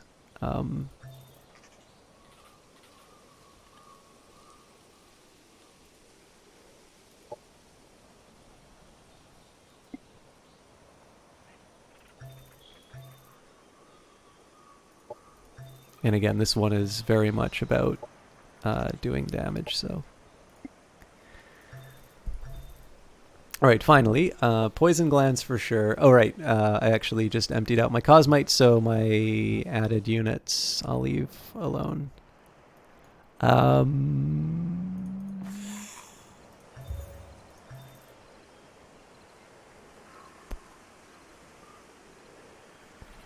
I probably could have stood to make improvements to these guys, but... I don't know, it's not like they were ignored. There's still...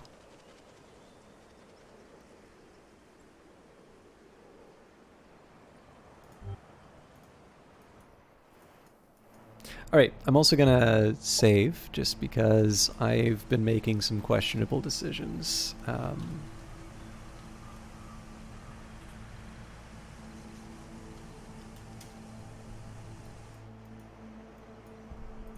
So let's see if we can turn the tide against the Amazon. Big thing about the Amazon is that this is actually a war I need to win on my own, as opposed to... Oh, Jesus.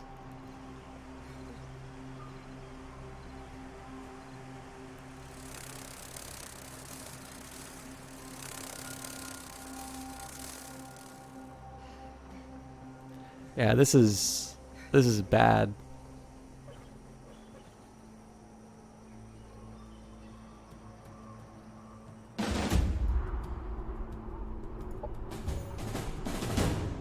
This is basically the problem that I had the last time I lost on this one, which was it felt like all of these units kind of came out of nowhere and ruined me. So the catch here is that I'm going to need 3 turns to get there. I think I'm going to have 2 at most.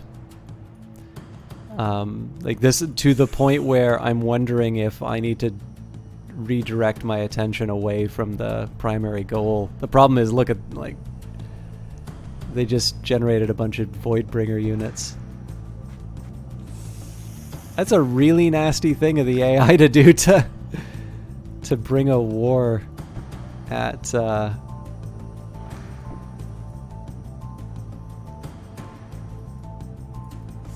bring a war right at the time that we're united against a powerful enemy. And if I try and do a... There's a way to do anything. There's also a smarter way to do anything. Trade secrets are often more about a well-trained workforce than a secret sauce. Tony Rubio Strong, Manpower and Machine Motivational Consulting. Okay, so yeah, if I want to try and negotiate peace, I really need to at least get my stuff back.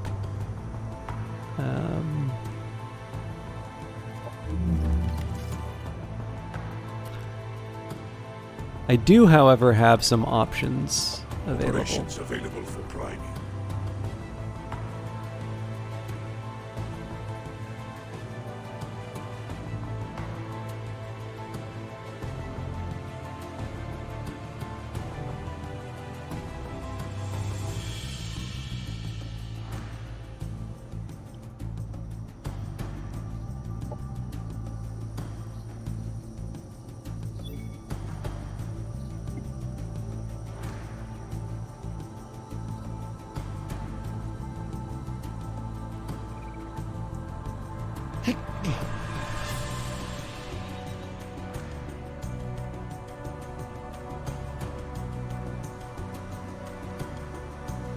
Actually, this is not going to be available.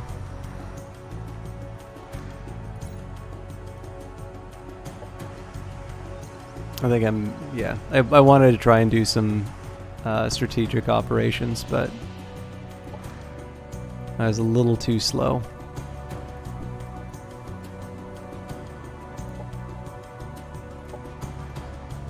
Production ready. So yeah, I think basically we're just going to lose all of this, and my next best is to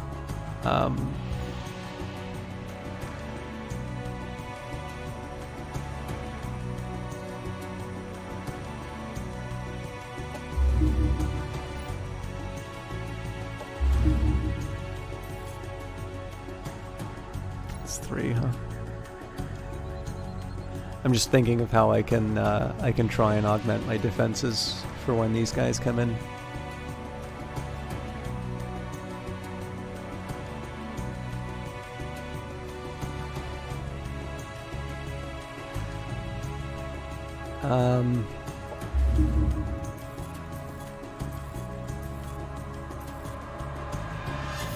For 300 energy, I think I'm just throwing it away, but I'll leave it there. Again, I think the most likely scenario is one in which I just have to retake, retake all my stuff rather than fight them or fight to defend it. But again, we'll see.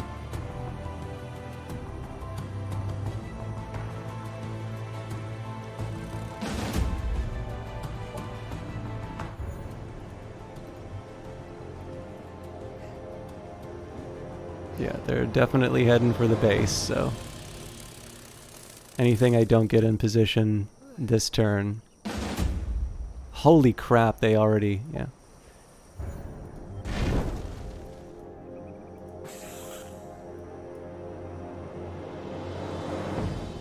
Okay, so now I gotta be careful about how I move my people. Objective completed. Because if I get caught out, then they basically get sort of an infinite number of units to beat me up with, and well, it's not an infinite number, but like basically I just wind up completely demolished by an overwhelming force. Fortunately, we're sort of stacked up here, so. Doctrine enacted. Operations available for priming. Okay, so looks like we have another doctrine if I need.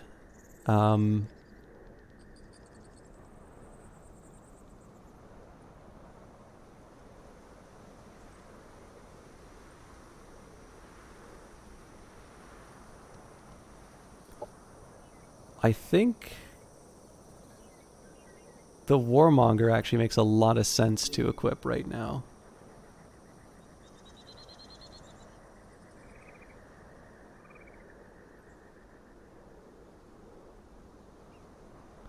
Zero-day vulnerability is very tempting to have in my pocket, but I can't quite bring myself to lock that in. Okay, so I'm going to counterattack at Crowtail. Hopefully, take as many units as I can. Incoming communication.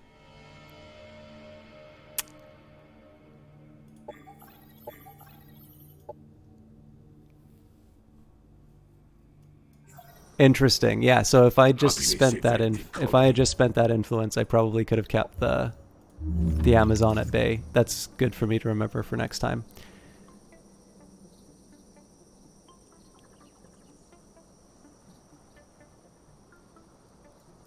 So I got to go all the way to espionage if I want to get if I want to steal energy credits, which makes sense because that's a really strong one to do. I hate to do this, but I'm actually going to go for the sector exploitations. Okay, yeah. So the plan is counterattack at Crotel. I have to hope to a certain degree that they don't.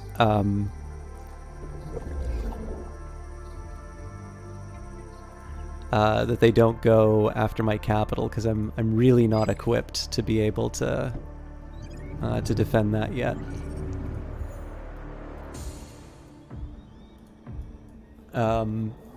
But the idea is that we hopefully take out as many units as we can in claiming that one.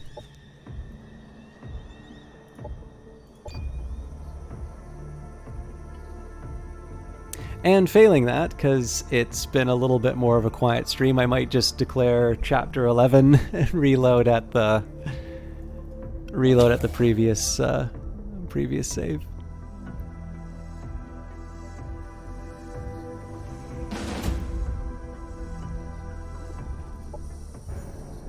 And this is a forward base, so I'm not too worried about losing that, but.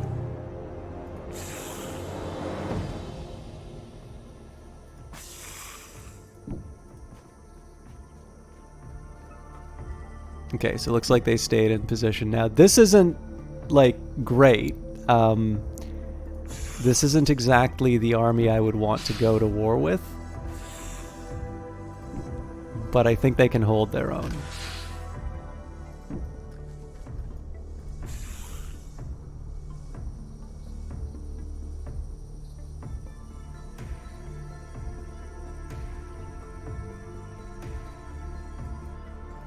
These guys are sort of stuck between a rock and a hard place right now.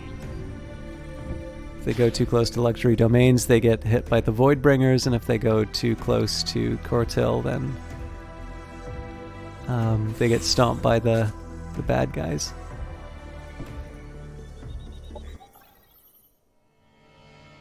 They want Binder Ridge for energy. Absolutely not. Why build a machine that requires a team of experts to maintain, fuel, and repair when we have it within our DNA to grow to gargantuan size ourselves? Varan Bloodfrill, new clutch incubator. Okay, so this was partly about getting something that I could replace. Now, being able to build tacticians is becoming a pretty high priority for me soon.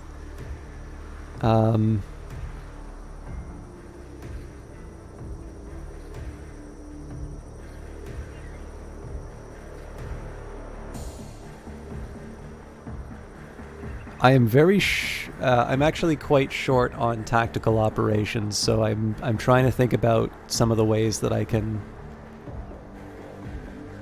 push those to my advantage. Sound augmentation is something. See, what I probably should have been doing was getting these a little bit earlier, given that I just spent a whole bunch of Cosmite on stuff that's probably going to wind up replaced. So here's what I'm going to do. I think combat subroutines, so uploads repair subroutines to all friendly integrated units. They heal for 6 at the end of each turn for 2 turns. Pretty much everything in my army is integrated, so that gives me a start. I don't have a lot of offensive tactical operations. Another thing that I might try and do, yeah, I think next probably sound augmentation, just in prep for the next batch of upgrades. Doctrine enacted.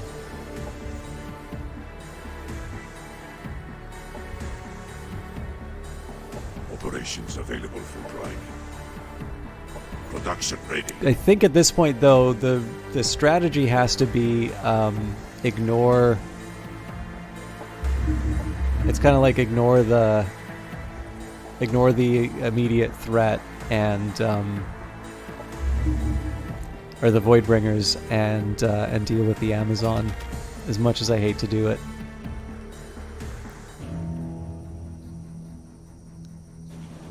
Yeah, That's not a huge surprise.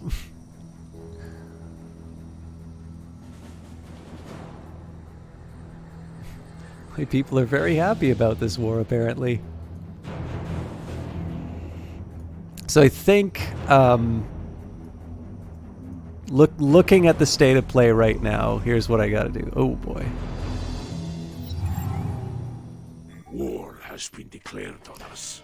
I need to rethink this relation of ours and Oranga Odd. This is it. You've wronged me in the past, and you are held in low esteem amongst our people. We hereby declare war on you and your wretched people. Your actions cannot be forgiven, and I will have my revenge. Okay. So the plan that I've got here is I'm going to take a risk and make the move on the Amazons, not the Voidbringers. I may pay dearly for doing this, by the way, but the plan is going to be reclaim my territory from the Amazon, then make the move on the Voidbringer. Once we take this one out... Actually, no, Exemplar High Rise has got to go. Oh my god. Man. I don't think there's any way that you can actually start taking this stuff out on time.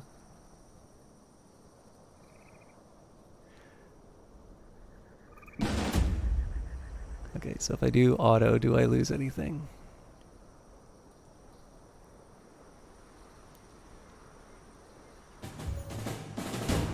Yeah, a lot.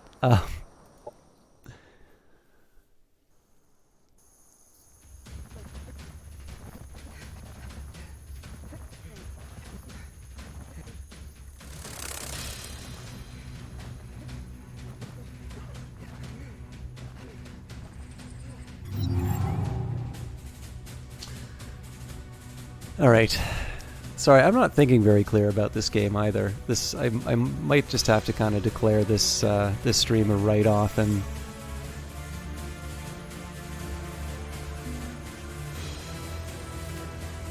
try, like, just resume with knowledge of what's about to happen to me on the previous save. But yeah, so basically, if you pursue the war goal, you wind up kind of pulled away from the region where everybody's going to wind up invading you.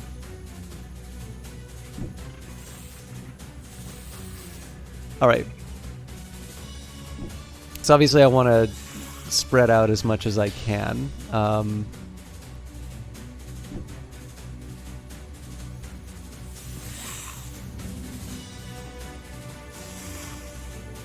I will admit too, I'm also feeling, even though I overslept for the stream, I am feeling quite tired, so I might make this the last fight, or potentially abandon this fight, but I'll feel a bit bad about doing that, because it's, I think I'm going to save the overcharge. The reason I want to do that is I only get to use that once per battle.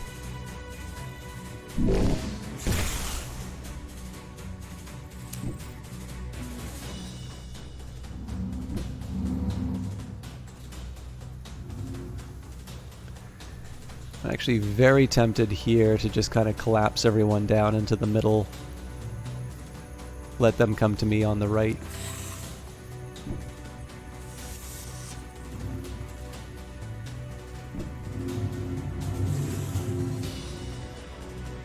The other bit of good news, of course, is that wasting a turn like this lets me get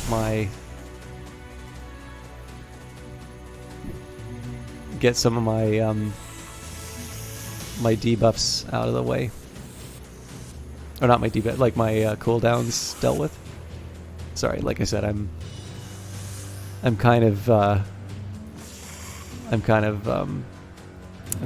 incoherent right now because of my mental state. Yeah, I kind of want to see how they respond to this. Like, if I was them, I would just say, okay, well, you're the one who, you're the one who started this fight, so either you're gonna come and do something or you're not.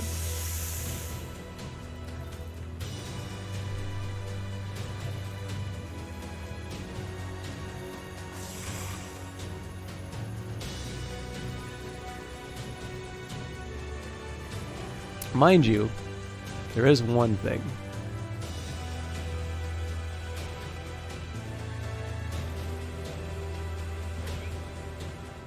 It's because it's tier 3.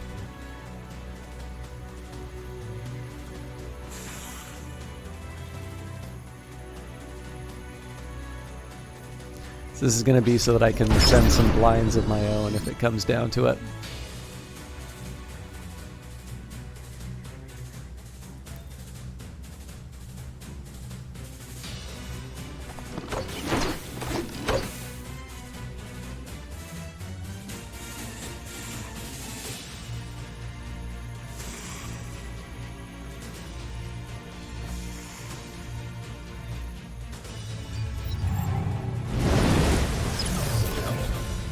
I was like, wait, what did that?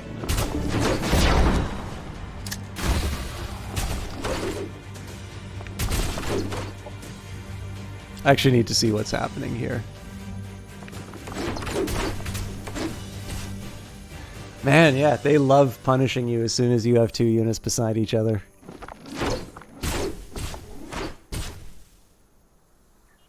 I mean, it's good. Like, the thing about all this, as frustrating as it is to get just, demolished by the AI, I learn a lot about how the units work when I see what they do. Like, I used to never use flash arrows as the Amazon, and it's very clearly, it's very clearly to my detriment that I didn't, because I'm, like, with the number of archers here, it's like, well, what am I gonna do, right? They just kind of sit down, hit some flash arrows, and then I can't move. All right.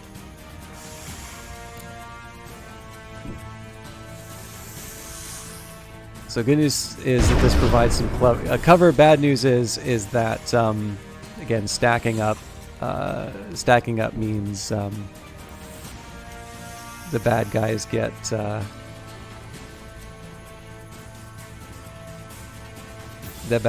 chance to reply. I don't know. You know what? I'm gonna try it. All right. It was like it was almost certainly a wasted shot, but on the chance that I could have actually turned that into a kill. It is so frustrating. I'm dedicating so many resources to not accomplish what I need. Alright. These guys aren't exactly in cover, but...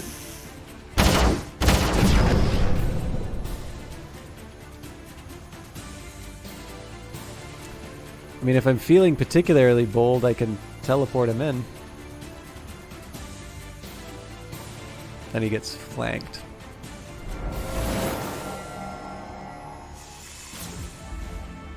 Oh, damn. Sorry, I thought he had... I thought he had 3 I thought that move was a lot stronger than it actually was. I thought he had a full turn. Yeah, I have a feeling that I'm probably just gonna declare Chapter 11 and go back to the start of stream save for next week. I maybe should have just taken the fact that I overslept as a sign that I was not in a good state for a strategic game. All right. So again, they're clustered up too, so I should be taking advantage of this, but problem is I'm not really in a good spot to do any of that.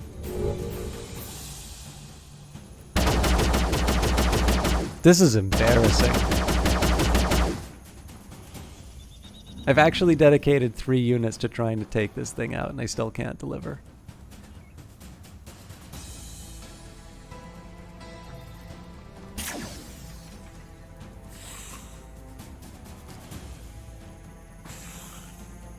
All right.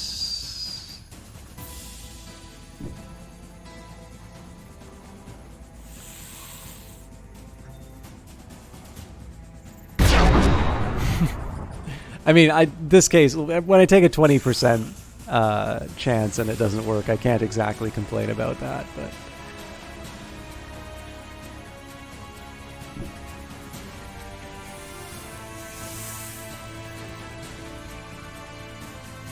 Am I the sort of man who will... Yes, I am. there's the crit that I was looking for on some of the others. Alright.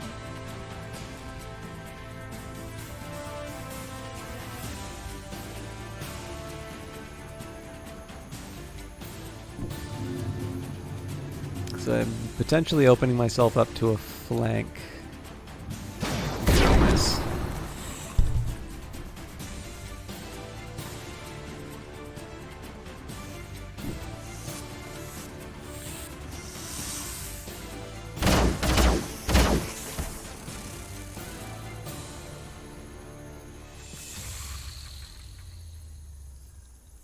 So it turns out my whole plan to meet everybody in the middle, that was a lie. Enemy annihilated.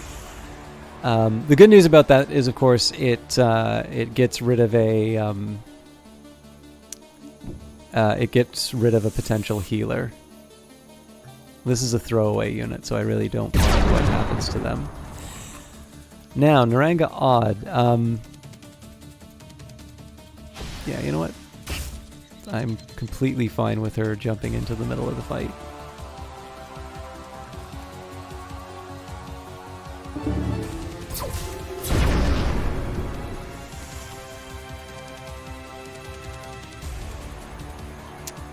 Now for the infiltrator, again, I actually think taking more of these Amazon archers, it lets me do the stuff that makes me really miserable to them.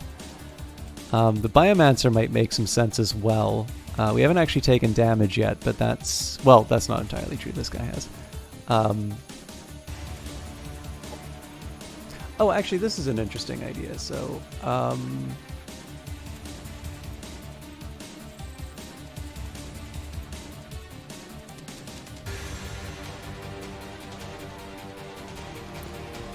yeah, replicating restoration. I'm gonna wait for the next batch of blinds, but I think I've got my way out now. All right, boss man.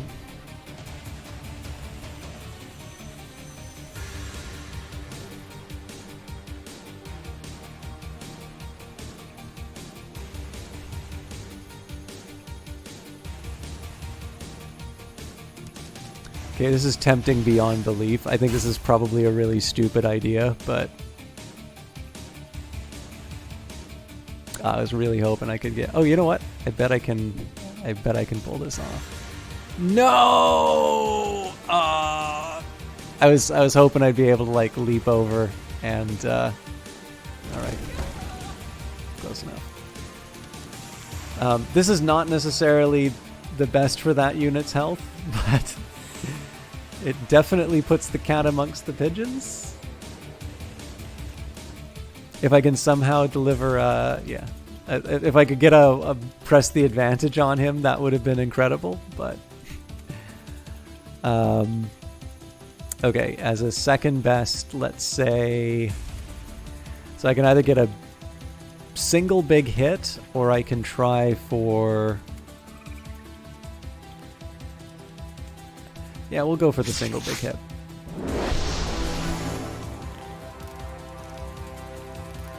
So do I allow them to heal? You know what, let's go for the highest expected damage, which is the...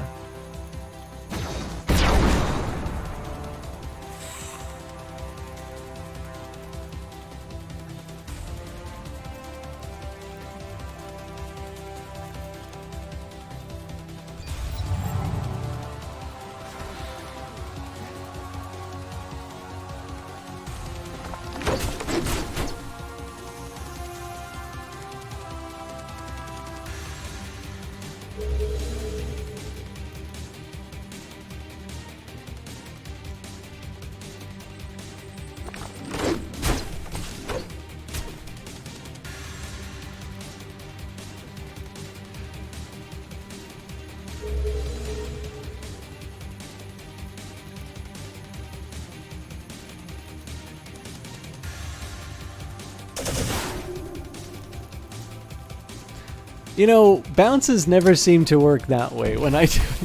I think, I don't want to complain too much about it because I'm actually a huge fan of this game. I think one thing, when I compare this to XCOM 2, which is not necessarily the fairest comparison, I think there's a really easy way to look at some of the stuff that I'm experiencing in the game and be like, okay, well, the AI's cheating or whatever. Or, it's got some insane advantage or whatever. It doesn't. Like, it's doing stuff that's completely legitimate inside of the game. The challenge that I'm encountering is, so like XCOM has a bunch of little features that are sort of designed for, I made a mess of this one. So basically, XCOM has a bunch of little features designed to sort of give you the information you need right away. So, for instance, when you have a unit selected and you mouse over a place where you're going to move them,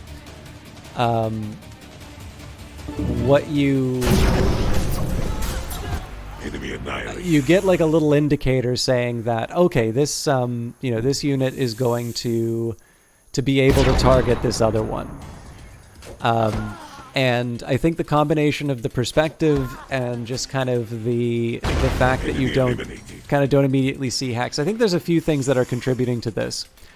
But basically, what I think is happening in these cases is that I'm running into these situations where I don't have a very good idea of what my options are, whereas the AI, being the AI, understands the game perfectly and sort of sees these opportunities in terms of, well, if I run in with this shotgun, I'm going to be able to get, I'm going to be able to do a shotgun hit that, leaps halfway across the map.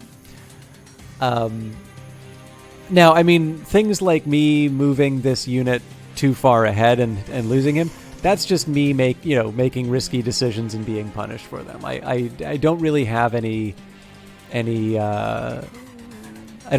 problem with that, because in the end that's just kind of me facing consequences for my actions. But what I do tend to find in terms of the kind of the way the AI treats this game, it seems to have it seems to do. Like, I'm not entirely sure what I thought I was accomplishing with that move, because obviously now I'm wide open to retaliation on this side. I am, however, going to try and give some cover to my guy. Not that it matters, because they've got blinded on them still.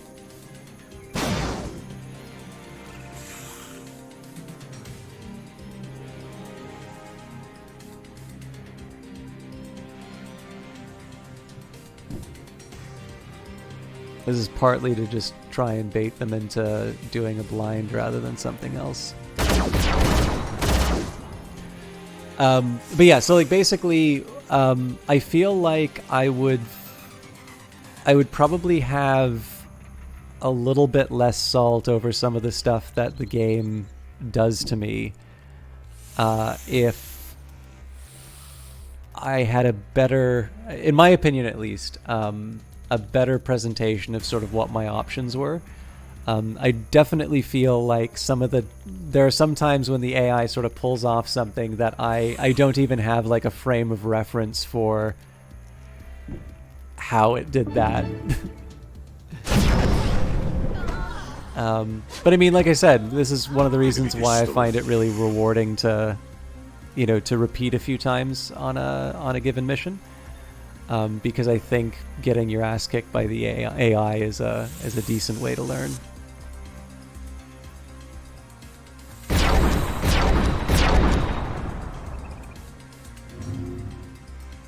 Does this thing just like never take damage?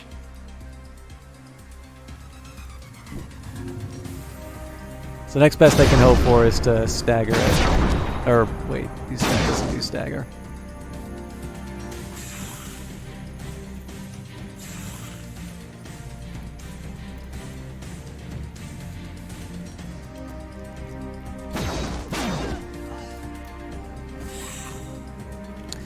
So now I feel the consequences for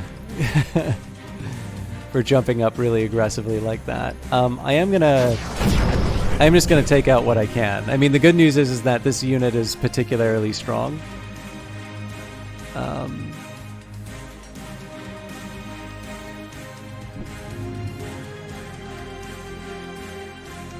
I don't get it. Didn't it say I was going to be able to attack them? Yeah.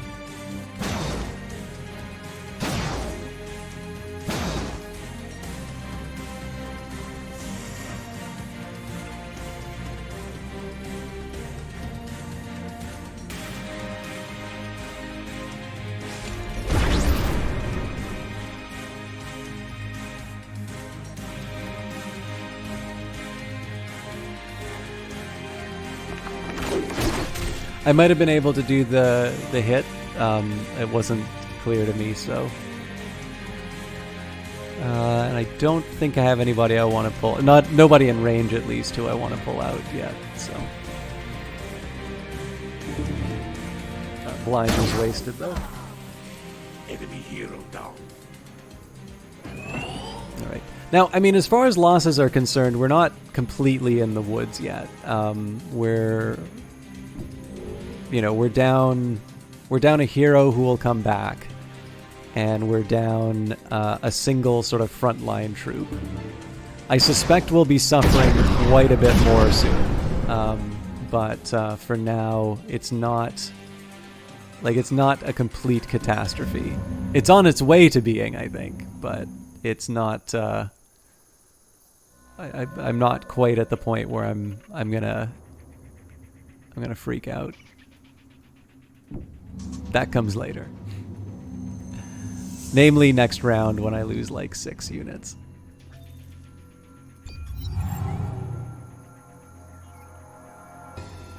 Oh, I should have done a tactical operation. So, this guy's gonna die for no reason. In fact, that was particularly upsetting, because if I did that tactical operation, I would have also been able to remove the blind.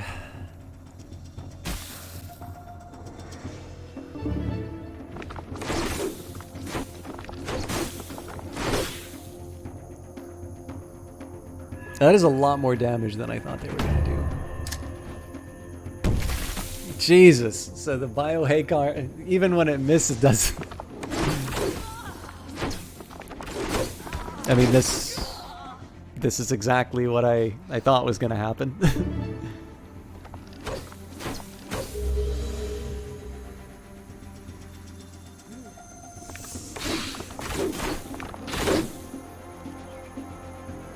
I wonder if I survived this. Unit lost. Apparently not. Oh no, it's a different unit. Alright, I gotta be really careful about how I handle this.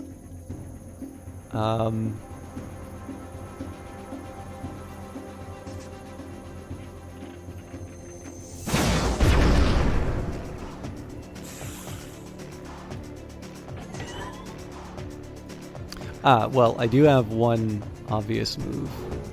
That's a Hollow Mend here. Actually, you know what? I should be thinking a little bit about how I'm... specifically how I'm moving some of my units.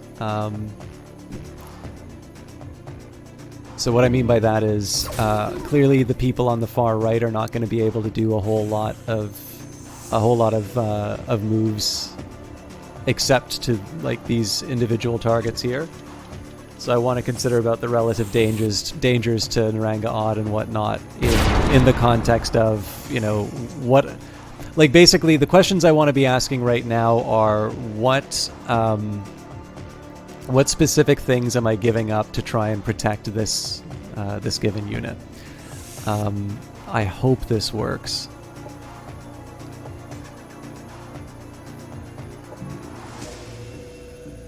Oh, that is a shame.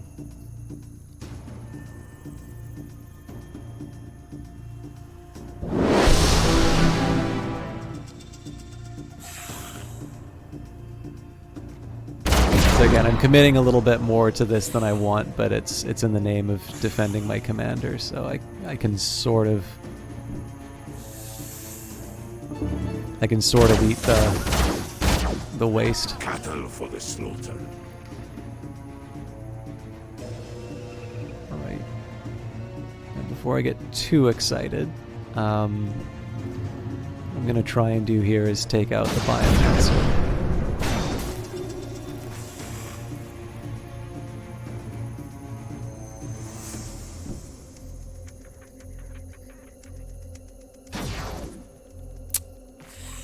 Well, that changes things.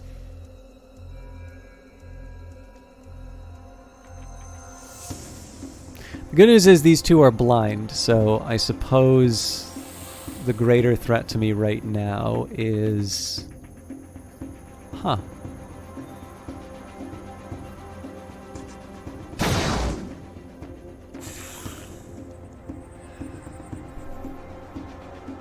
So I just don't want him to get lucky with you know what?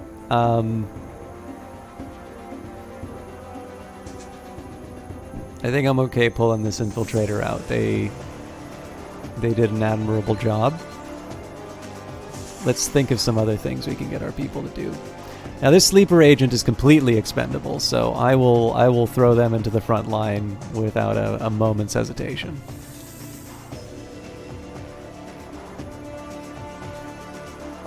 And I suppose the question is, yeah, I think at least staggering the Biomancer down to a point where they can't heal anybody is important. I probably should have repositioned to get myself into a better state. This is a tough one. It's not enough for a kill.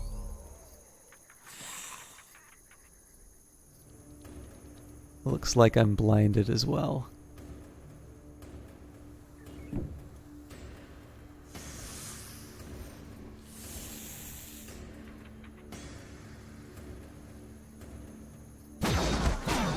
Okay. Enemy destroyed. I think I got a little lucky there, but I'm not gonna complain. So I'm going to ignore these on the assumption that... Well, see, the thing is the blind might actually go away next turn, which means this guy gets flanked and I'm sad. But I really do want to deal with Acorn Bro before he gets out of hand. Or at least try to. Clearly that didn't work.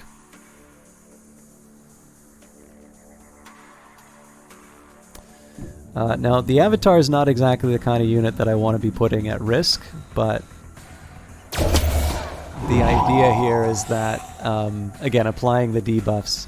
One of us all along. Target enemy tier 1 or 2 infantry unit reveals that it was one of its own, your own sleeper agents all along, which appears under your control in an adjacent hex.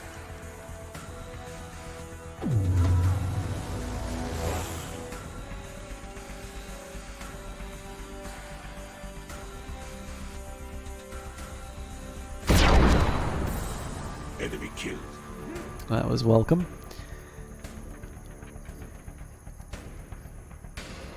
And I think at this point, I don't really care that I'm not in cover. We need to move as many units in as possible. At this point, I'm trying to minimize the number of casualties. I know I'll win, but I want to try and win without taking too much damage.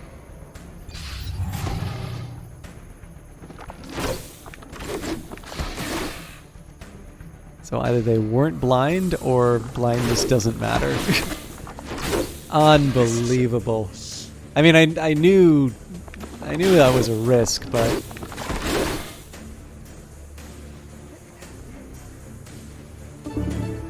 oh my god.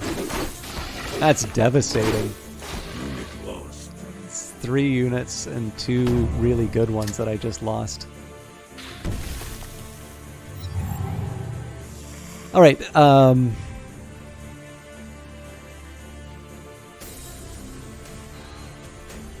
Oh, Pawns, thank you very much for the... I'm actually just getting ready to wrap up. As you can see, not a whole lot of activity tonight, but it's very kind of you. Enemy down. how are all of the, well, not all sponsors. Some of you are not yet sponsoring the good man Ponce, but I got a really late start, and I'll admit I've been kind of sucking. So, but I will do my best to hold the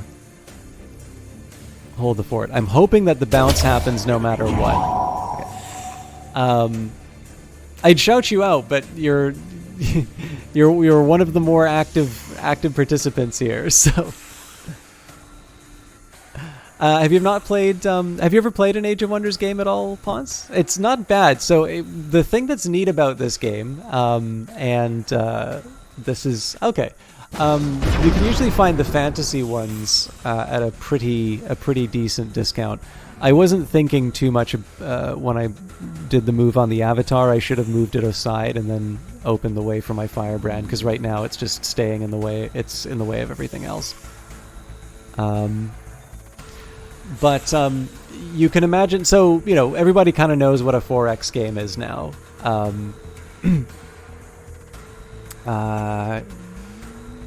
How willing am I? Oh yeah, it's a sleeper agent. I'm totally fine. What? Oh, that's right, because he's slowed. Yeah, okay. This is exactly what I'm talking about when it comes to how the game could communicate certain ideas. Like, being able to say, if you go through the slow cloud, you lose your action. I kind of think that's critical information that should be made very clear at the moment you're doing that move. Because, like, what I've done now is I've exposed the sleeper agent to no benefit. Sorry, Ponce, I'm giving you absolutely no reason to play it. But yeah, so the Age of Wonders series, basically you can look at 4X games like Civilization, and you take the thing that's neat about it is it's a little bit more military focused. And so you sort of take this idea of fantasy, where you have these larger than life heroes who will kind of go out and go on adventures and get,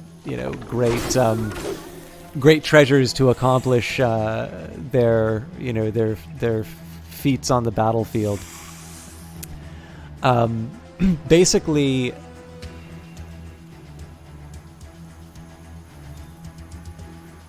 sorry, I'm just taking a minute to transform my my guy. So basically, you take that idea and you apply it to the 4X model. So the Age of Wonders definitely had still things like building up settlements and trying to pick like what resources you'll get by moving to location A over location B. I think Planetfall's made it a little more interesting because they've really simplified the economy of the game. And so, again, there's still the strategic layer, which is sort of the main driver of the game. But unlike Civilization, where you'll have kind of two units fight on the board, when you go in and you like when you go to do a fight, you can have up to 7 hexes. The hex that you're attacking plus the 6 surrounding ones get involved in a tactical battle like this.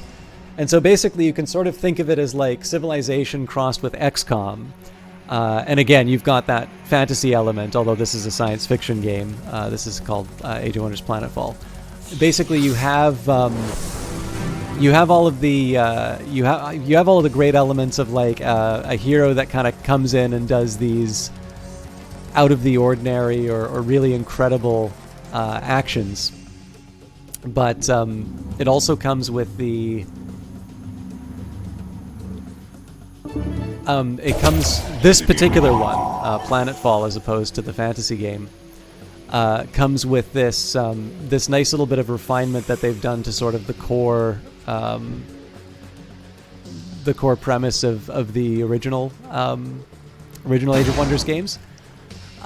Basically, it's got a nice focus on it doesn't take away any. Sorry, like I said, I'm getting close to finishing. I'm not very coherent right now, but I think what makes this game pretty special is that it added something new to the strategy genre, which I liked. But what Planetfall specifically did was it didn't necessarily get rid of any of the depth of the game. It did, however, added a number of simplifications. You just have to manage sort of fewer nuisance elements than you did.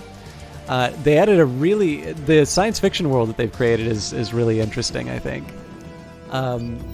And then I think the last big step, of course, is that it's kind of fun to play a game where you get to, I don't know, you get to be the big hero from. I thought I was going to lose that thing for a minute. Being able to play a hero to do exceptional, basically playing a game where you'll be the hero that is able to perform these great feats. And you'll take your army to go to a dungeon in order to get sort of the sword of ass kicking. I think is a fun idea, and it's one that I feel like probably should have been done in games before. So the funny thing out of all of this is I didn't necessarily do that much better than the AI. I think I maybe lost like one fewer unit. But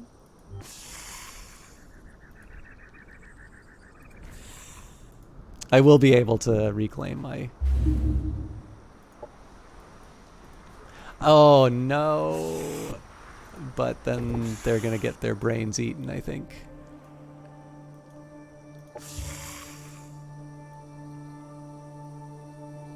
Sorry, I'm not... Like I said, I'm not making sense. Tell you what, because that turned out not exactly the way I wanted it to, but... Animal, plant, xenoplague units. I just want to see what these count as.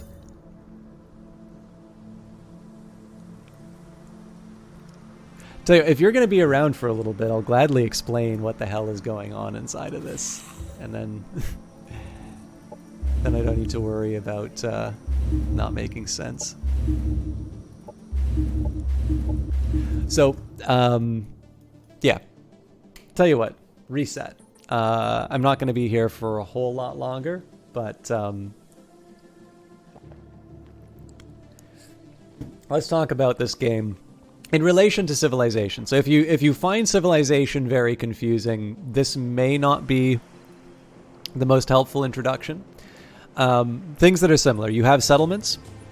So this is the one we started with, I believe. Yes.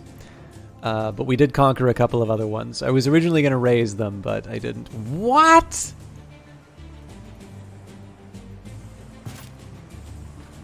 I don't know where they're getting all these units from. Yeah, so I'm about to get my ass kicked here as well.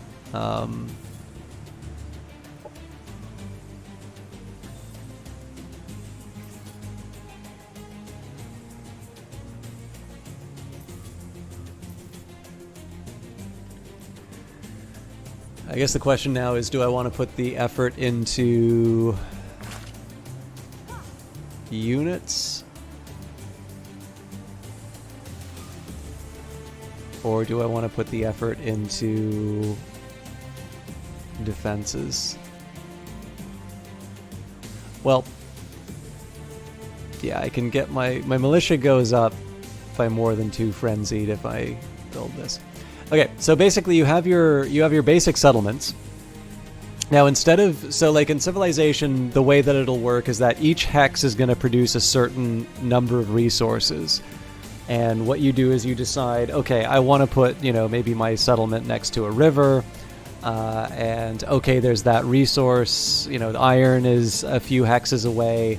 So I'm going to make sure I go 1 hex to the right so that I get the iron rather than 1 hex to the left to make sure that I get maybe more production or something like that.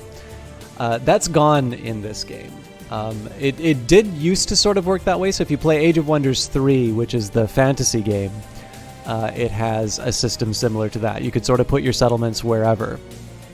But what they've done now is a district system. So you'll found your settlement, your city, in a district, and you can expand up to 4. So when you hit certain population milestones, you can expand out. And you notice that each of these different sectors have resources: energy, food, science, and industry. And they do basically what you would expect in an E4X game. Industry is how quickly you build things. Energy is the currency. Food is your growth rate. And science is obviously how quickly you research the techs. But notice that your decision here is made it's a lot more simplified. It's no less complex. Like, I need to decide, okay, well, I've got 4 potential points of expansion. So, do I take Celery Stalk Supply Complex, or do I take Torch Shambles? There might be an argument for one over the other, depending on what my overall strategy is. But instead of sort of twitching and obsessing over individual hexes, you start thinking a little bit more at the district level, which I like. And then you can choose certain exploitations for districts and whatnot. Another thing that I like about this, in terms of construction and whatnot, it's definitely not like Civ 6. So Civ 6, unstack the city. Everything you build is inside of your city, although you have sort of little defensive outposts in each of the districts that you claim. What was I trying to say? The biggest distinction between the two games... So Civilization definitely has a non-violent approach. There are science victories. So if you want to look at the victory conditions, you've got... Does it say it here? I thought it did. Or it could be that you actually have to do the story in the story campaign.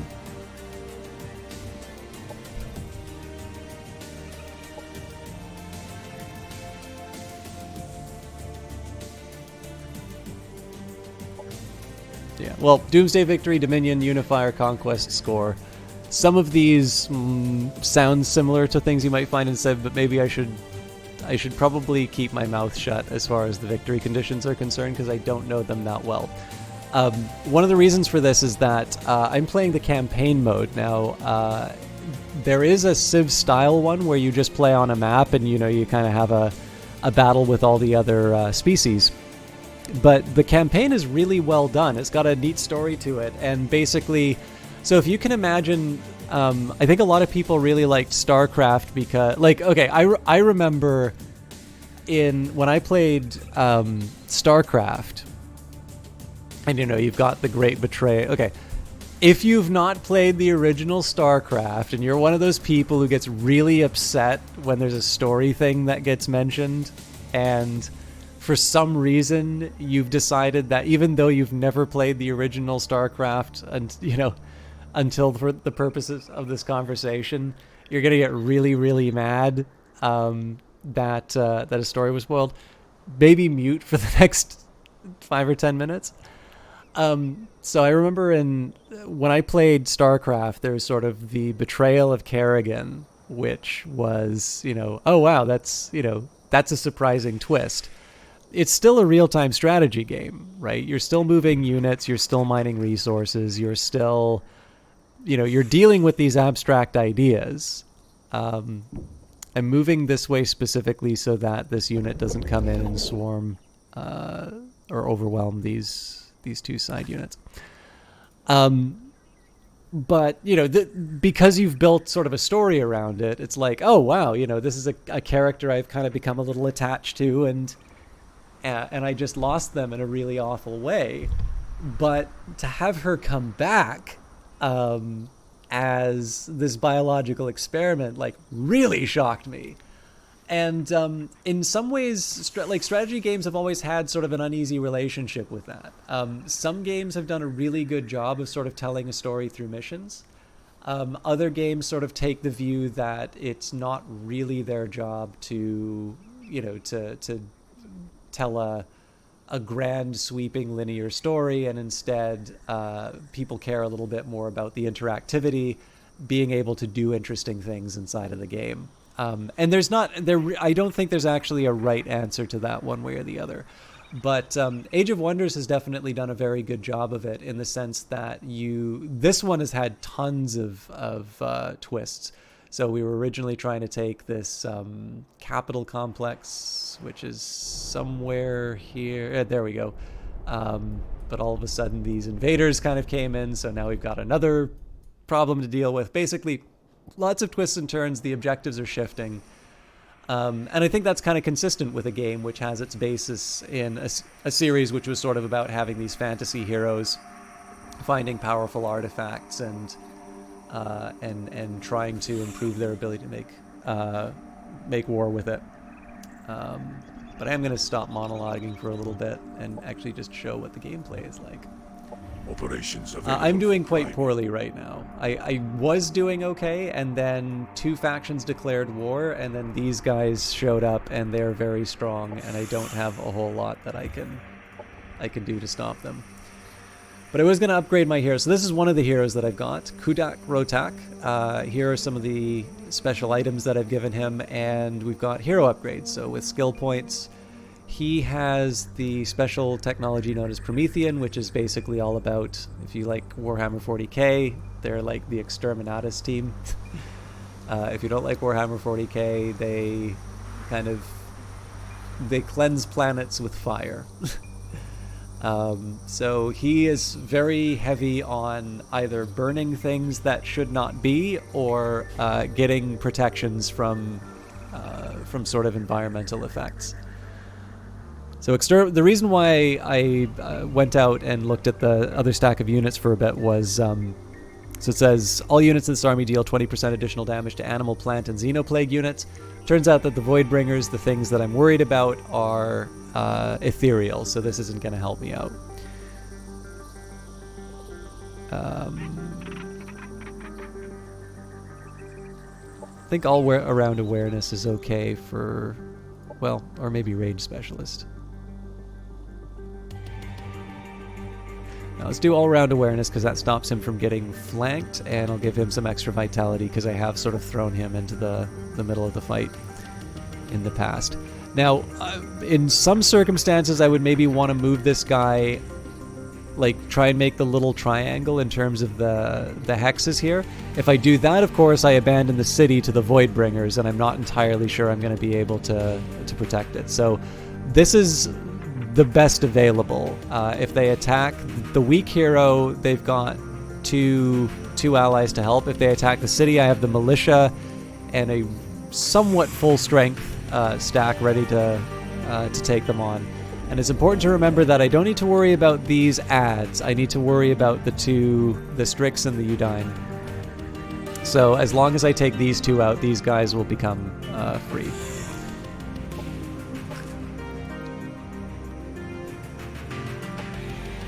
Empire task completed. Production ready. Now again, I'm almost certainly going to wind up losing my territory to these guys, and then I'm probably going to lose something up here, but because Ponce was nice enough to host, let's see what happens, and then I'll probably have to call it after that. So for those of you who hung out after Ponce's host and put to Ponce yourself, I know this has kind of sucked. I'm sorry. I wish I could have done better. Okay, wait a minute. So it says militia recuperating here. But when I attacked the AI, I'm pretty sure they had a full militia. Alright, I'm not gonna... So one thing I do like about this, you can hit the auto combat. Okay. Oh, it's two units that got lost. Yeah, well, I feel a little bit bad about that because I'm actually in a really bad spot with this game right now, so I'm probably not doing a very good job of showing it. So this is a special one. These are some really powerful. These are some really powerful units, but the fun thing is that actually these are slightly different. As long as I can kill them, I don't need to worry about these other ones. So what I'm going to do here, I'm going to get my sniper set up. I'm not going to overcharge them yet. This is the connect. Oh no! Okay.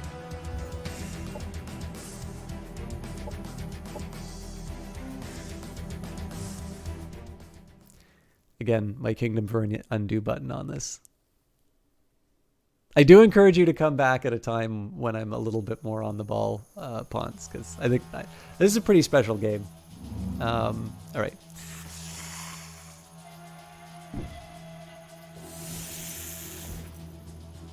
So I'll set up the Overwatch. So I wanted to get the extra unit up now before the bad guys showed up. The Firebrand technically can't take cover, but it's a nice central position. So again, I can augment units. I'm not quite ready to do that yet. It's tempting to get a heal in off the start.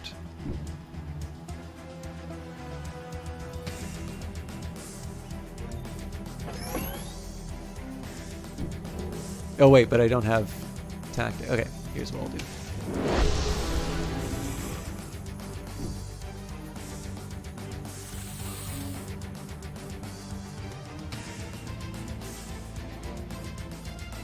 A Huntress might be interesting to change into, but I feel like I have better opportunities. This is a tier 3 unit, so I can't take that over, and this is a tier 2 unit, so I could potentially take over the Strix.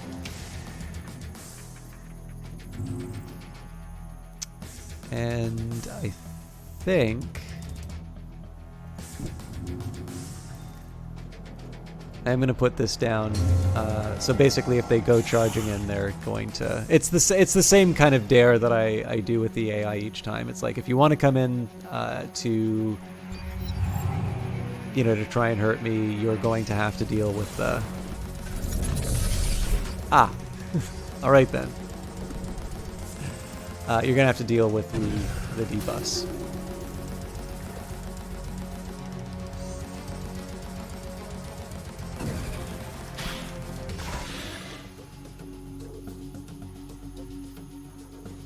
So this is a good example. I'm pretty happy with the decisions that the AI's made right now. This is because the two units that I want to do the most damage to are sort of exposed. So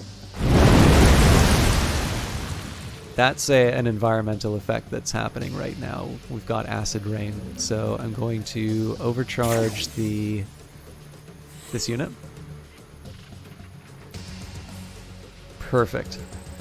So I might be able to clear half this thing's health in one shot.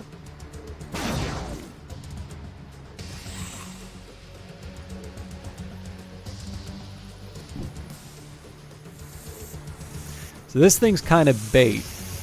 I mean, if I can take this out, so much the better. Oh, okay.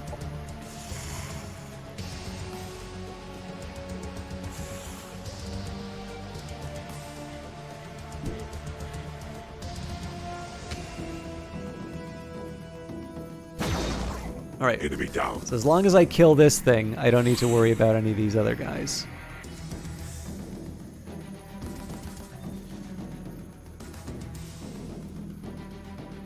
I guess the question is, how brave do I feel with my Firebrand?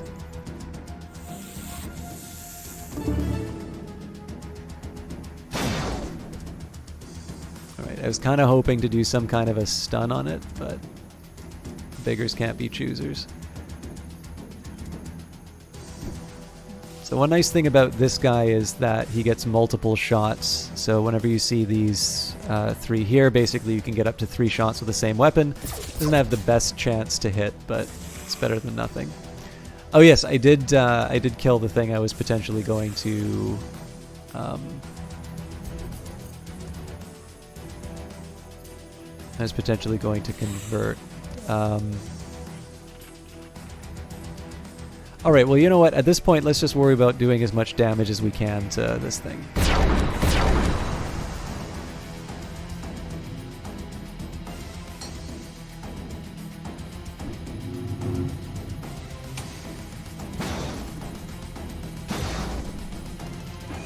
I think I'm at the point now where as long as I don't lose a unit, I'm okay with throwing the kitchen sink at it. Alright, so this thing has got 7 health. Let's see.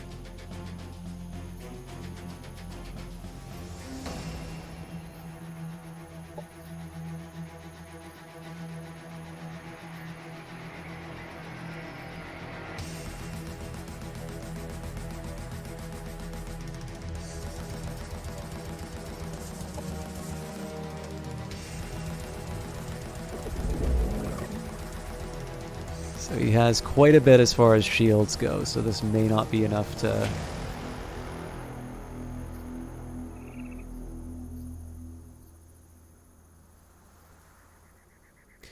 Alright, this is going to be a chance for me to learn. I'm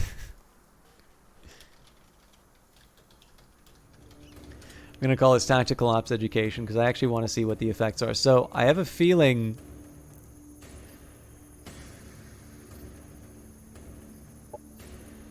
I don't think this kills it because... Oh, actually, yeah. So it's giving me a report. I didn't actually need to save that.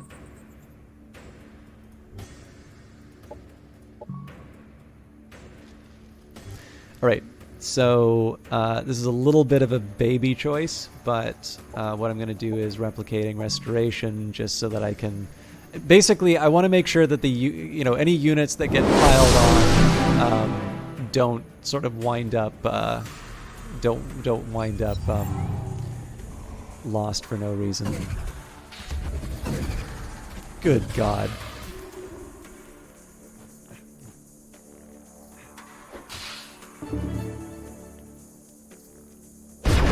So this thing triggered... Basically, if you go in on certain units, they'll they get an overwatch, so they will attack and reply. That's almost certainly going to jump on this unit to kill it. Oh no, it was my commander. Awesome.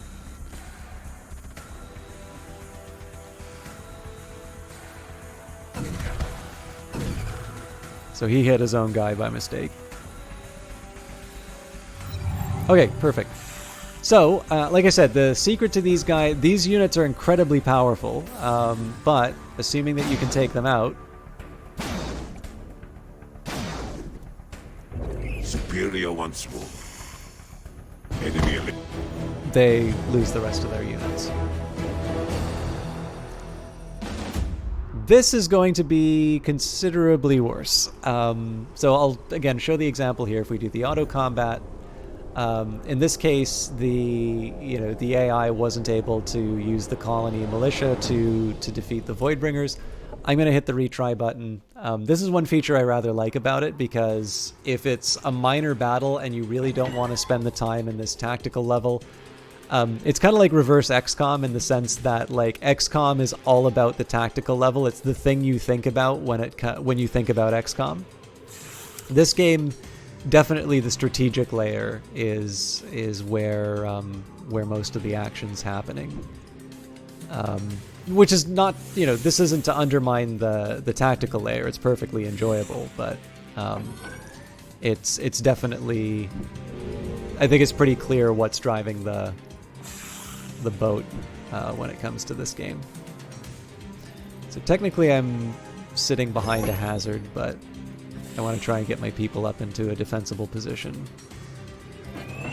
Nice and early.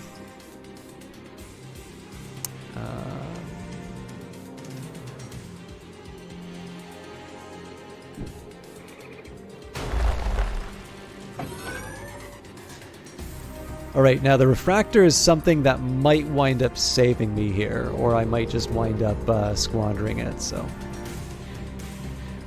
Let's see what happens. Again, ideally, they'll come to me and I'll be able to focus down their commanders. Damn. Yeah, so like this is ideal because they're both kind of out in the air like that. As you can see, they do a lot of damage, so I don't want to take it for granted. But if I can get one turn where I take out one of the strong ones, I'd feel pretty confident about being able to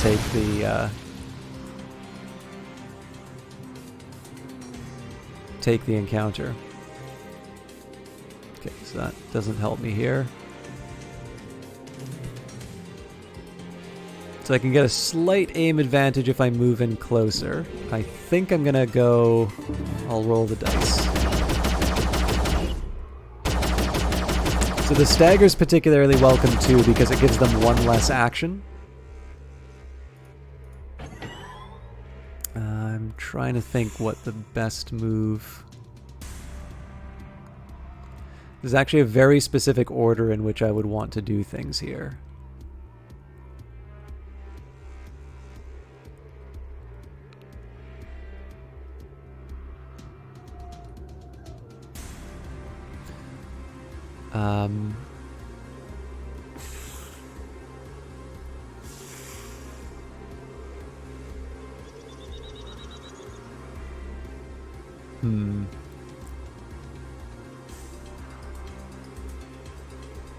I would much prefer to just try and take this thing out in one go now.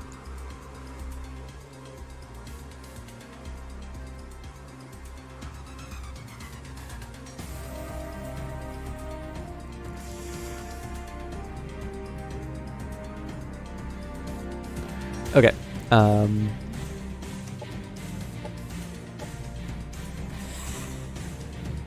So what I'm trying to do here is I'm going to try and move this unit up, steal the Hopper Hound unit, and then that should give me the ability to sort of pounce onto the Strix. Now this means these guys are going to be able to hit me from behind, but it does put me in a better position to sort of take this unit out. It does, of course, mean that I've now split my attention, right? I'm looking at both the Strix and the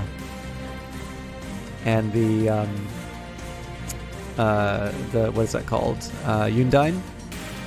That's not necessarily ideal. What I am going to do, though, I mean, this is all militia, right? I don't need to worry about saving any of these units. So as long as it accomplishes something in line with the defense of that territory, I'm okay with it. I am a little mad that I did that because I might have just blocked. Oh no, this guy's still fine.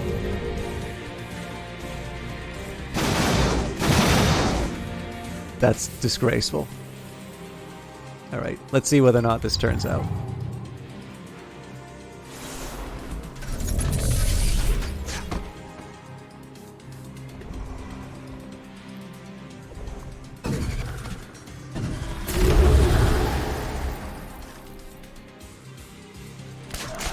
So again, it's not...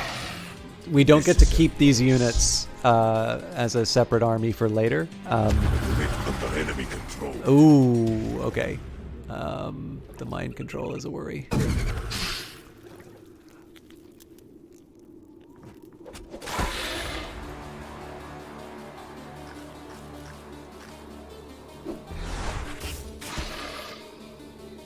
Yeah, this just got a little more scary.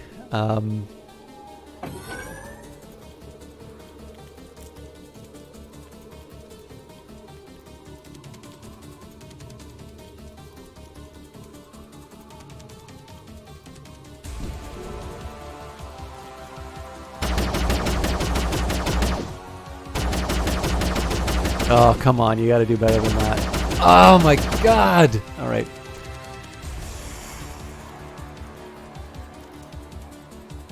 Alright, this guy's gonna get crushed basically no matter what he does.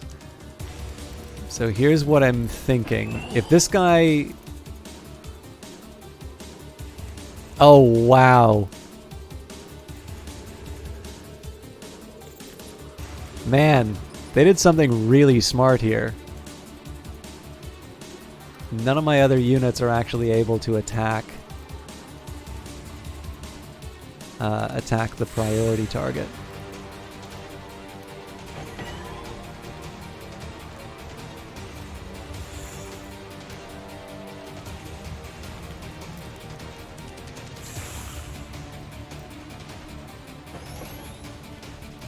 Okay, so here's how I'm going to handle that. So this is specifically to... So this guy falls, but this is specifically so that I can free up this unit to go and deal with the Strix.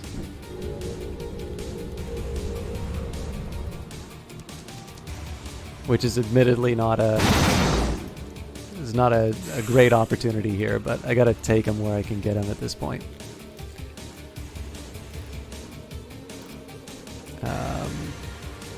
Actually, you know what? I'm gonna change it up again. It's possible I'll lose this. Unbelievable. I'm definitely gonna lose this now. But yeah, so basically what they did by doing those moves, they blocked all the other guys from being able to attack that one. I should have done a heal. Weakly.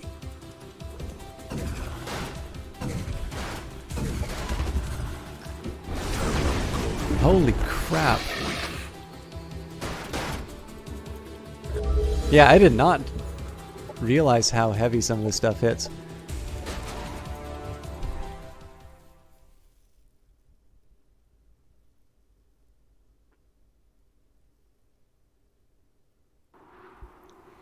The other thing I could have looked at was possibly trying to break the mind control link, so I think I had a stagger that was available, but I was quite a bit more convinced that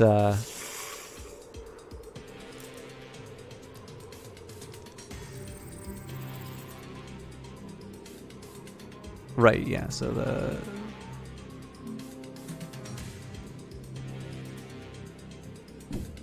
I'm slightly curious if the positioning makes a difference.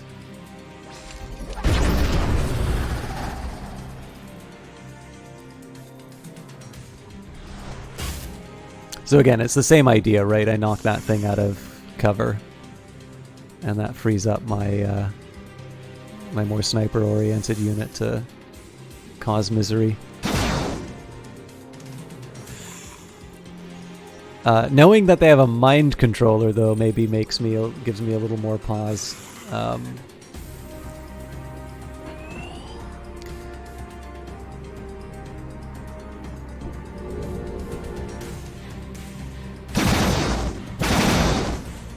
mean, that isn't any better than it did last time, so... That's a lot of grazes. That's life, though. I don't know if it's seeded or not, so... Looks like they're doing the same moves as last time, though.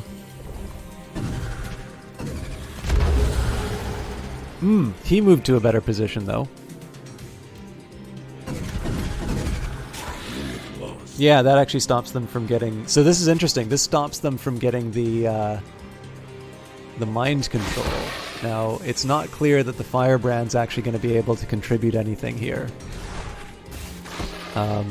Unit has fallen. Oh yes, there is actually something that it contributes.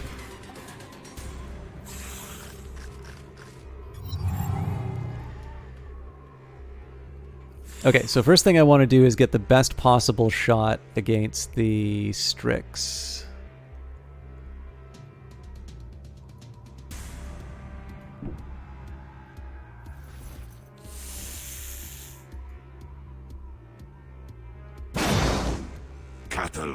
Okay, so as long as I take out that, this higher unit, again, this is unique to the Voidbringers that I'm fighting. The fact that they sort of rely on mind control, and as a result, losing the mind controllers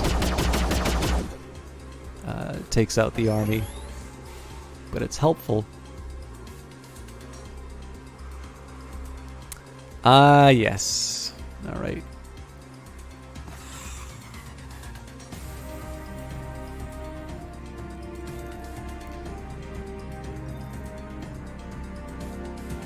So yeah, the best I can hope for is basically to run in here.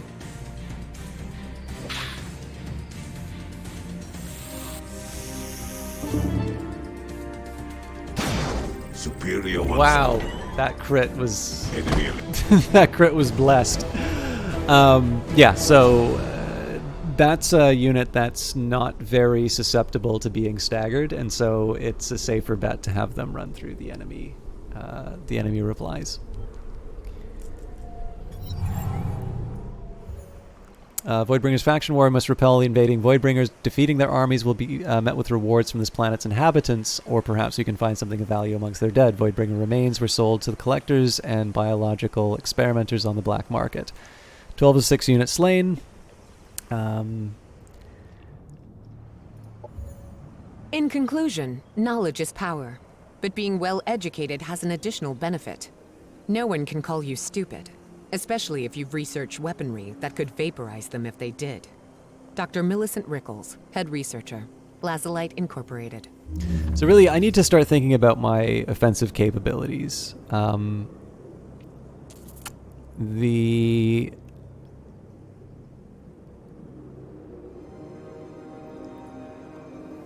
There is espionage. Yeah, well, I mean, espionage will give me a nice steady stream of income. So anthropologic research also makes sense because there's the cosmite growth chambers, which will boost my cosmite, and as a result, I'll be able to build more units that are, have stronger mods. But I know that's going to take a longer time for me to accomplish. So, oh yeah, this is a point. I think I'm going to do. So I have a number of decisions that I'm going to wind up making. Jesus Christ, they're already here. Yeah, I don't see how I'm going to be able to save this city. The big catch, of course, is that I need to. I'm being pulled all over the place. I need to deal with these. I need to deal with the Voidbringers, but it's clear that the Amazon are just eating my lunch, and for some reason they're able to cross the map just so much faster than everything else that I've got. So let's take... So I'll bring in some backup.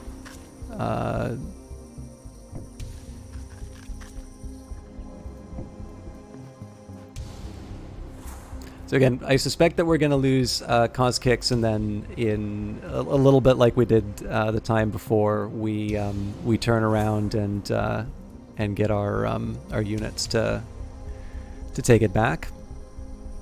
I can't afford to ignore these. I can't afford to ignore these meteorites. No. So.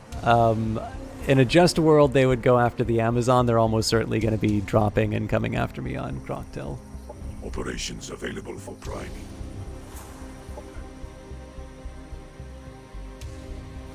I could... No. Alright, and that decision I was making about expansion, now I actually have to make it.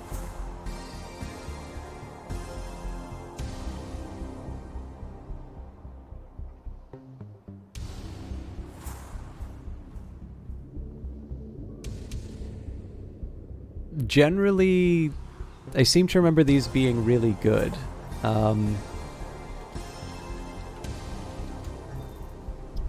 Special nutrition centers that use genetically superior food from overgrown biodome farm that can give the units a boost during their training by increasing fortitude. All non-mechanical units produced in this colony gain 5 maximum health, and this would be compared to 10 research and 10 edge. Well... yeah, that's also really good. And they get psionic psionic resistance. Well, what are we fighting against? That's a no-brainer.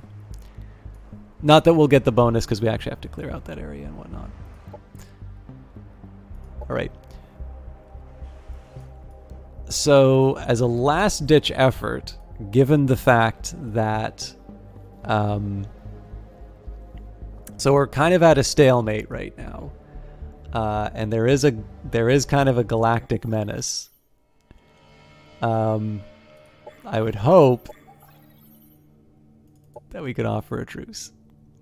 Player doesn't like you enough to extend. Yeah. So we're just gonna have to turn around and reconquer it. And as much as I would love to do that, like I said, I am very tired. I actually did the full length of the stream, which surprises me a little bit. I'm not 100% sure how to feel about the stream. It's 2 in the morning.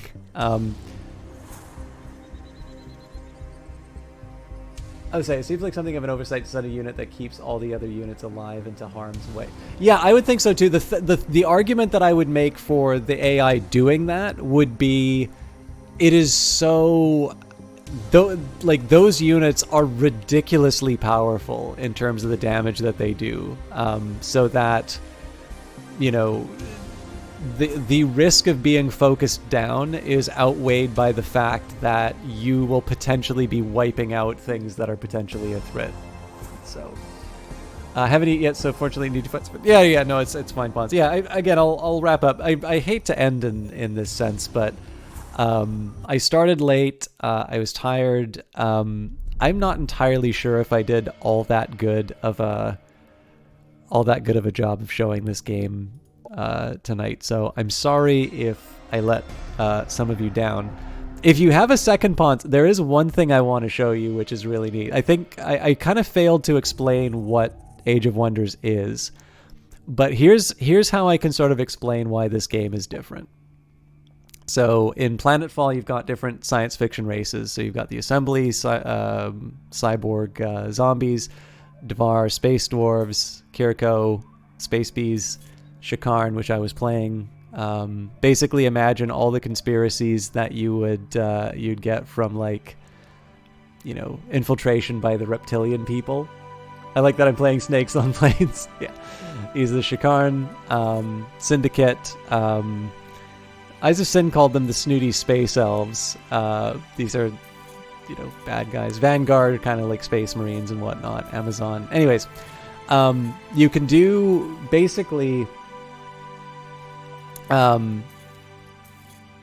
your character, like, basically your faction is one thing. Your secret technology is sort of your class. So in the fantasy game, this would have been like cleric, warrior, or whatever. Let's do a, you know, I like the idea of a void now.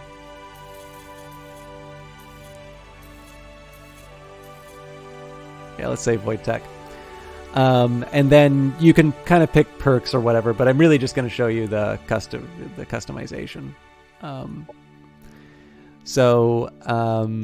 Basically, so one, I just kind of like being able to express, you know, you've got a few different choices that you can make in terms of, like, the hero that you will have and how that's going to affect the kinds of units that you get.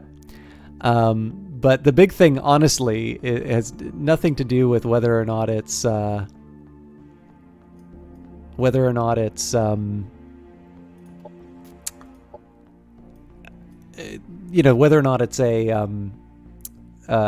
like mechanically a good character. I just really like the fact that I'm able to customize commanders.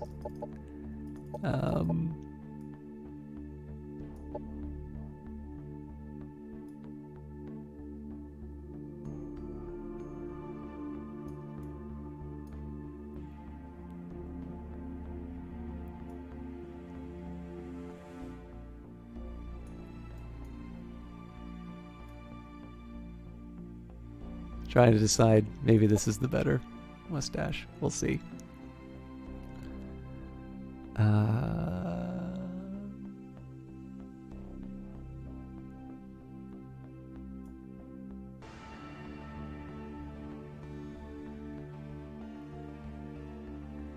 I could have sworn there was a cigar.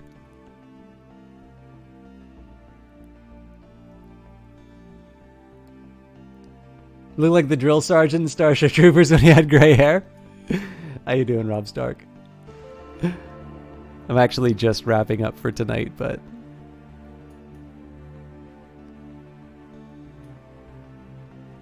you gotta do at least one good round of character customization.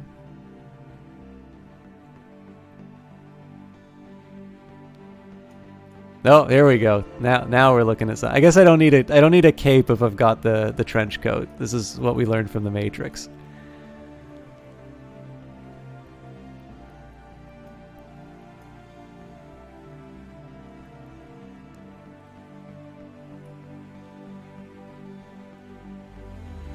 Yeah, I kind of feel you gotta go for the friendly trucker.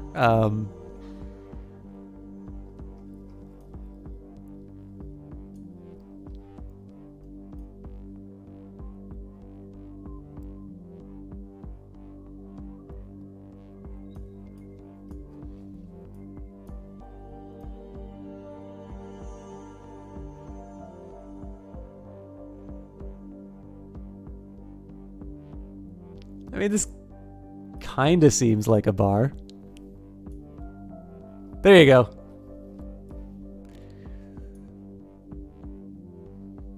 Still not sure about the facial hair.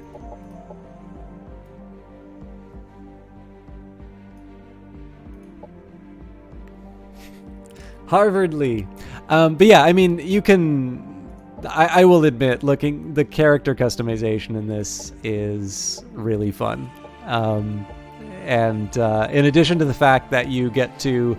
So, like I said, each of the different species have their own personality. Each of the, there's slight variations in terms of the perks that you can get, more variation in terms of the secret techs.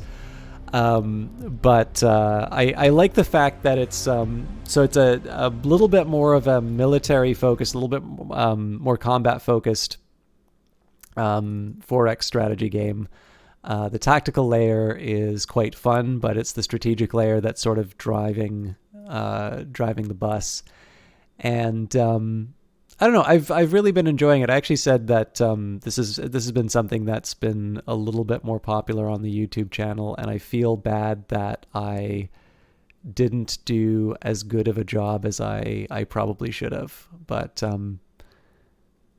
I'll be back Monday, and I'll try and make it up to you. Ponce, if you're still around, thank you very much for the host. I'm sorry I couldn't have given you something a little bit better for your channel. If you guys do like strategy games, do feel free to follow because I do them a lot. I've also been doing Rebel Galaxy Outlaw on Fridays.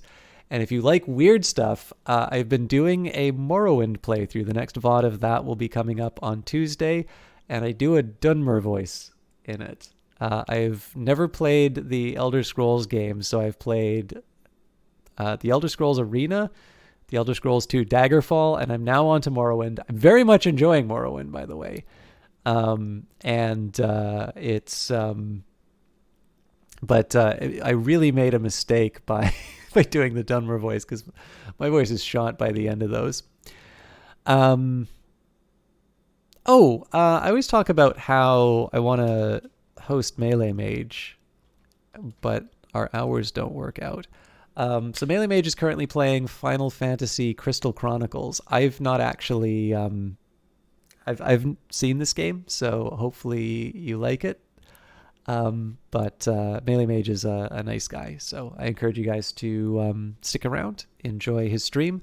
Thank you for those of you who stayed on Ponce's raid, and I will see some of you tomorrow in chat for the Morrowind run. For those of you who want the live stuff, I'll see you Wednesday and Friday. And until then, have a good evening.